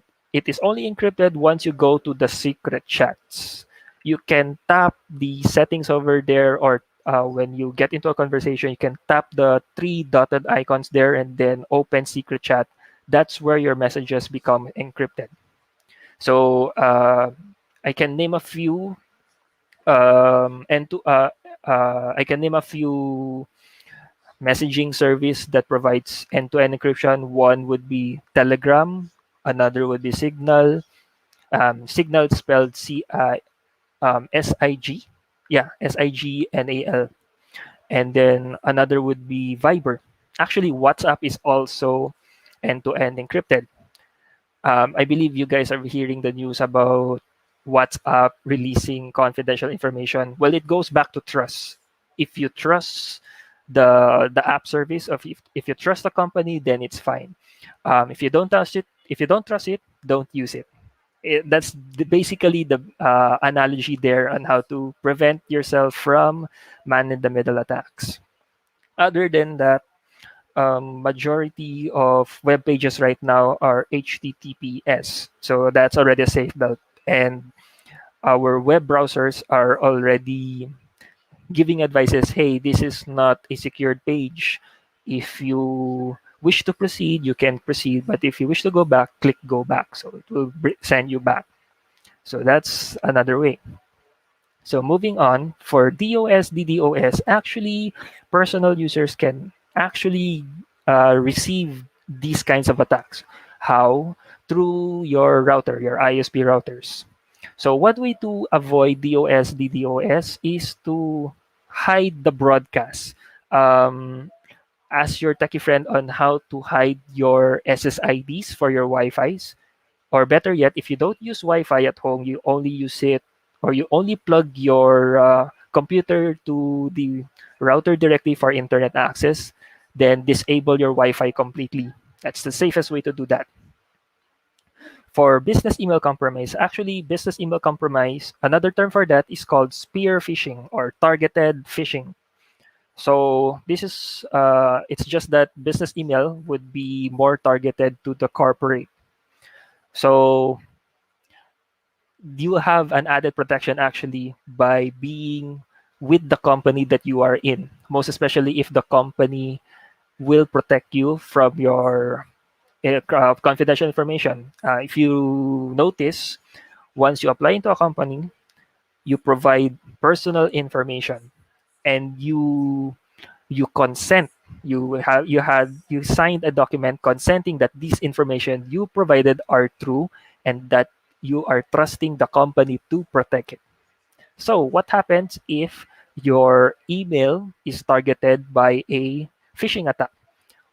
First thing you do is to contact your IT administrator for your company, because most likely and highly likely they would know how to treat it. They would even give you tips like we're having this session. They would give you the same tips as I mentioned about phishing. It's just they have a more sophisticated way of doing it, because they would also investigate how this phishing email went into your inbox, and then they would find a way on how to prevent these emails from popping into your inbox again. So kind of like the bullying concept as well. So for scripting, actually cross-site scripting is like SQL injection, except that it is technically a redirection of URL or redirection of web page. Basically, it goes back to the phishing. If you don't trust the link, don't click it. If you want to trust it, ask your IT friend. So that's how you avoid cross-site scripting. For zero-day exploit, actually, this is one of my favorites. For zero-day exploit, always update the applications you have, most especially the OS. Okay, let's face it. Operating systems right now, they are always marred with issues, most especially when it comes to Windows, most especially when it comes to Apple. And don't get me wrong, Apple devices even gets the attacks from hackers right now, knowing Kali Linux and all of that. So how to avoid zero-day exploit? Just keep your operating system updated, keep your applications updated. It even applies to cell phones, actually. Your cell phones, just keep the apps updated, and don't believe the saying that if it's still working, don't update it. Well, you can apply that mindset so long as you know you know what how do you call this, you know that the current version of that application is safe. So you can always ask your IT friend about what to update, what not to update.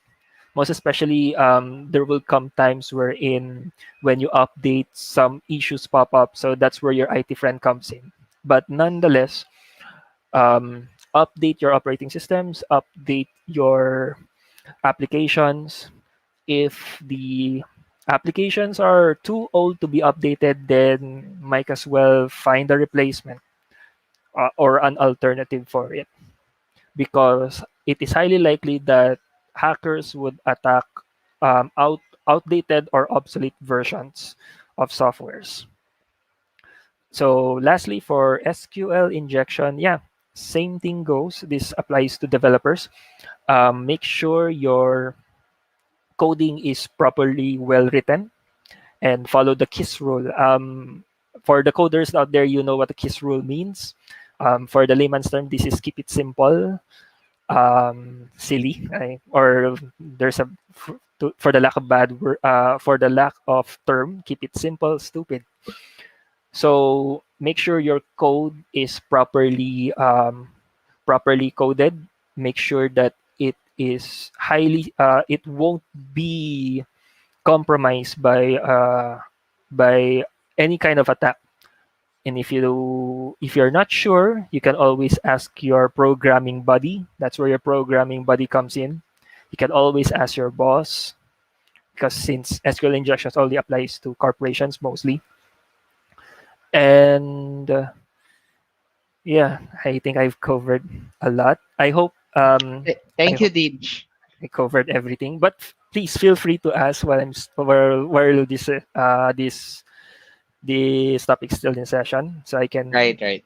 help you out. I think you covered almost everything related to the verticals. So, okay. So, I'll take this moment to thank you, Dij, for accepting the challenge and joining me to discuss all of the topics we discussed earlier. So thank you so much, Tej. Hope we can do this on a different topic again. Given at the right time, I guess. Right, But right, right, right, yeah, right. thank you so much Yeah, for having me, and thank you for all our viewers for tuning right, in. And I hope right. you continue to support Sir Mike's page. This is actually one of the good things that you have come up with, and hopefully this channel will be more successful in the long future. Thank you, Tej. So I think we need to wrap up. So for me, I'll wrap up by saying, let me stop share and share this really quick. I believe you have a one more giveaway, if I can recall. Right, right, right, right. So I need to let you tell the final wrap up and advertise your own blog before I do that, so I can give you back your time. Hi, So yeah. I'll wrap up everything by displaying this screen. So parang matakot kayo. So as you can see, hindi lang ito yung app na ginagamit. Basic app lang ito. So for beginners, so I I I I include myself as a beginner when it comes to cybersecurity. So in fact, I I'm still studying cybersecurity. Nahinto lang yung study dahil sa pandemic, pero once it resume, it will be a 2-year course. So related to focusing on cybersecurity.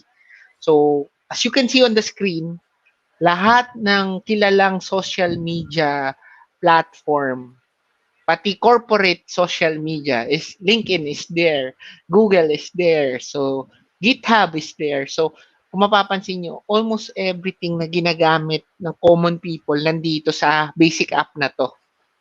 At ang nakakatakot dito, may custom siya, yung number 33. Diyan kayo matakot sa custom. Kasi yung mga wala dyan, nandoon sa number 33. Yan yung nakakatakot dyan. Kung nakita nyo kung ilan lang yung pindot ko kanina, wala pang 10 yun. Nakuha ko yung password and username. Kung natatanda nyo, wala pang 10 yung pinindot ko. Nag-copy-paste lang ako, tapos namili ako ng number, tapos automatic binigay niya sa akin yung password at username nung target ko. Right? So, I'll wrap up things by displaying the screen again. So, I think I'll give the floor back to Beach for him to wrap up things and publicize or advertise his own blog. Thank you, Dij, Yeah. again. Thank you, sir. Thank you so much. Thank you for everyone for tuning in, and I hope you've learned a thing or two about ethical hacking and kinds of cyber attacks and how to keep yourself protected from these kinds of attacks. Um, in any case, you need to find me. Well, I'm still. You can actually reach our channel. It's called Artwaltz PH. This is a Facebook gaming page. We're still inclined to gaming for the meantime, but hopefully in the long term, we're Dij, going sorry to to cut feature tech. you. Can you Oh, type it in so the viewers hi. can browse Yeah, and see that? I should Or, type it to your private chat so that you can type it through the public. right. Hold on. Oh, Hmm, uh, let me see. Hold on. okay. There's a chat box on the upper on the right corner of the screen. Actually, am I able to send? Right. No, I'm not able You to send. I'll just send it to you and then just okay, okay, okay, pitch okay. it in. Okay, okay, okay. So yeah, while Sir Mike is attaching the link, please for the gamers out there, please like and subscribe, follow our page. It's still on the startup, so you might not see too much content for the time being, but my partner Art Waltz will be trying his best to stream week on a weekly basis. It's more entailed to games for the time being, but when everything goes well on the long term, we'll be introducing tech content such as these and many more, as well as builds. So I'm not just a cybersecurity enthusiast, as mentioned a while ago, but I also build computers. I also set up computers for people who need it. So yeah, please follow our page, like and subscribe. And of course, don't forget to keep supporting MSpot. It's actually a privilege and honor to be with Sir Mike and this channel, and hopefully this would go on the long run. So yeah, Thank you, Dij. So, hoping I can also collab with your blog. actually he was here a while ago during the chat. Right. Nakita ko. So, maybe merong mapagtugmaang game, maka-join ako minsan sa collab ng Sure. right. Sige. Well, currently he plays Genshin Impact, and then Yeah, sometimes I have account. we have a few Left 4 Dead sessions as well.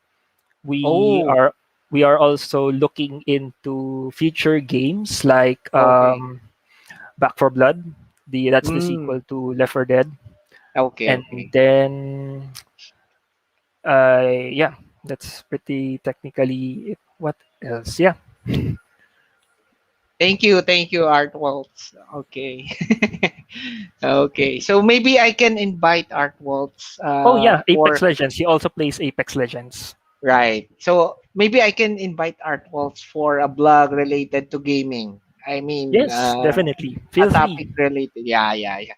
My goal there is to invite the queen of cosplay and gaming. But for now, I can invite Art Waltz.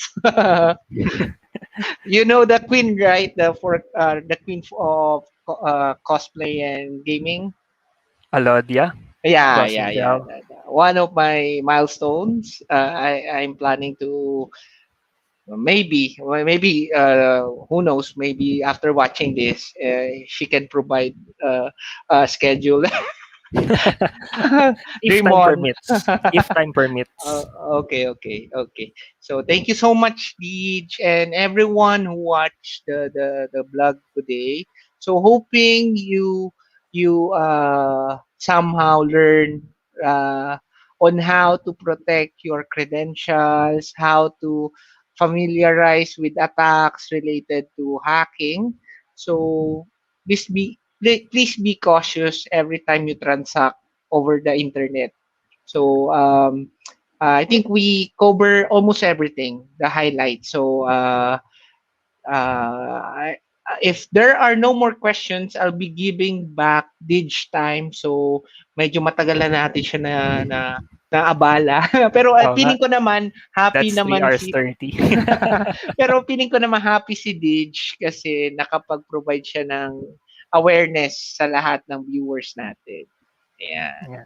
So, thank you so much, Lids. Hoping sa May next time na ma-invite ka namin, may token na si M-Spot sa'yo. So, right now kasi wala pang budget si M-Spot, pero hoping na pag lumaki at marami ng na natutulungan. Kasi alam mo ba, ang isa sa goal ng M-Spot is to solve existing problems. So, kung meron mga nakapanood na meron na encounter na issue, isa sa goal ng MSPOT is if within the the the criteria of expertise ko yung problema, pwede akong tumulong mag-solve doon. Pero kung wala, maghahanap ako ng resource person at magbe-brainstorm tayo at lahat tayo susubukan nating i-solve yung problema mo on the spot. Ayun. tamang-tama dun sa name ng page mo is Spot, M Spot. So, Right. Ayun. Thank you so much, Dij. I think no one is asking right now. So I think that's it for now. And again, thank you so much. Stay safe, And everyone. stay safe. Yeah. So we will be staying for the final raffle, the 500 pesos. Yeah. You can stay. You can stay if but it's Yeah, quite I late. can. So it's I can quite wait. late. So okay, okay, I okay. can wait until the end, so that I Okay, thank you can so congratulate the winner as well. Okay, thank you so much, Dean. So again, for all the the the viewers who want to join the raffle, the last raffle will be a 500 pesos. I think it's a 500 pesos load, courtesy of our one of the viewers. One spot, M Sport sponsored 500 pesos. So kung wala nang madadagdag doon sa ating raffle entries, the more entries, the more chances of winning. Wala nang May madadagdag ganun. doon. Oh, kung wala nang madadagdag doon, ira-raffle na natin uli. So, I'll share my screen again. Sana yung ating roulette. Nawala yung roulette. Open natin uli. Ayan na. Wheel of Names. Tingnan natin kung nandiyan pa yung names nyo. So, yung mga natira na hindi nanalo, nandiyan pa. So, I'll Sana share my manalo po kayo. Good luck. Ayan, I'll share my screen again. Ayan. Ayan na. Irarapol ko na. Ching! It's wow! Oops. Shida won the 500 pesos worth of load. Thank you so much for our sponsor, Congrats. M Sport, and the one who won the 500 pesos worth of load is Shida. Okay. Thank you so much, guys. Stay safe. Maulan na Sunday. Actually, it's Monday na. So, again, thank you so much for joining in. Hoping na marami kayo natutunan sa topic namin ni Ditch ngayon. And thank you, guys. Stay safe. Stay safe, Bye-bye. Thank you, everyone. Ditch. Thank you. Thank you. Thank you Thank for you, having me. regards din kalatita and your dog.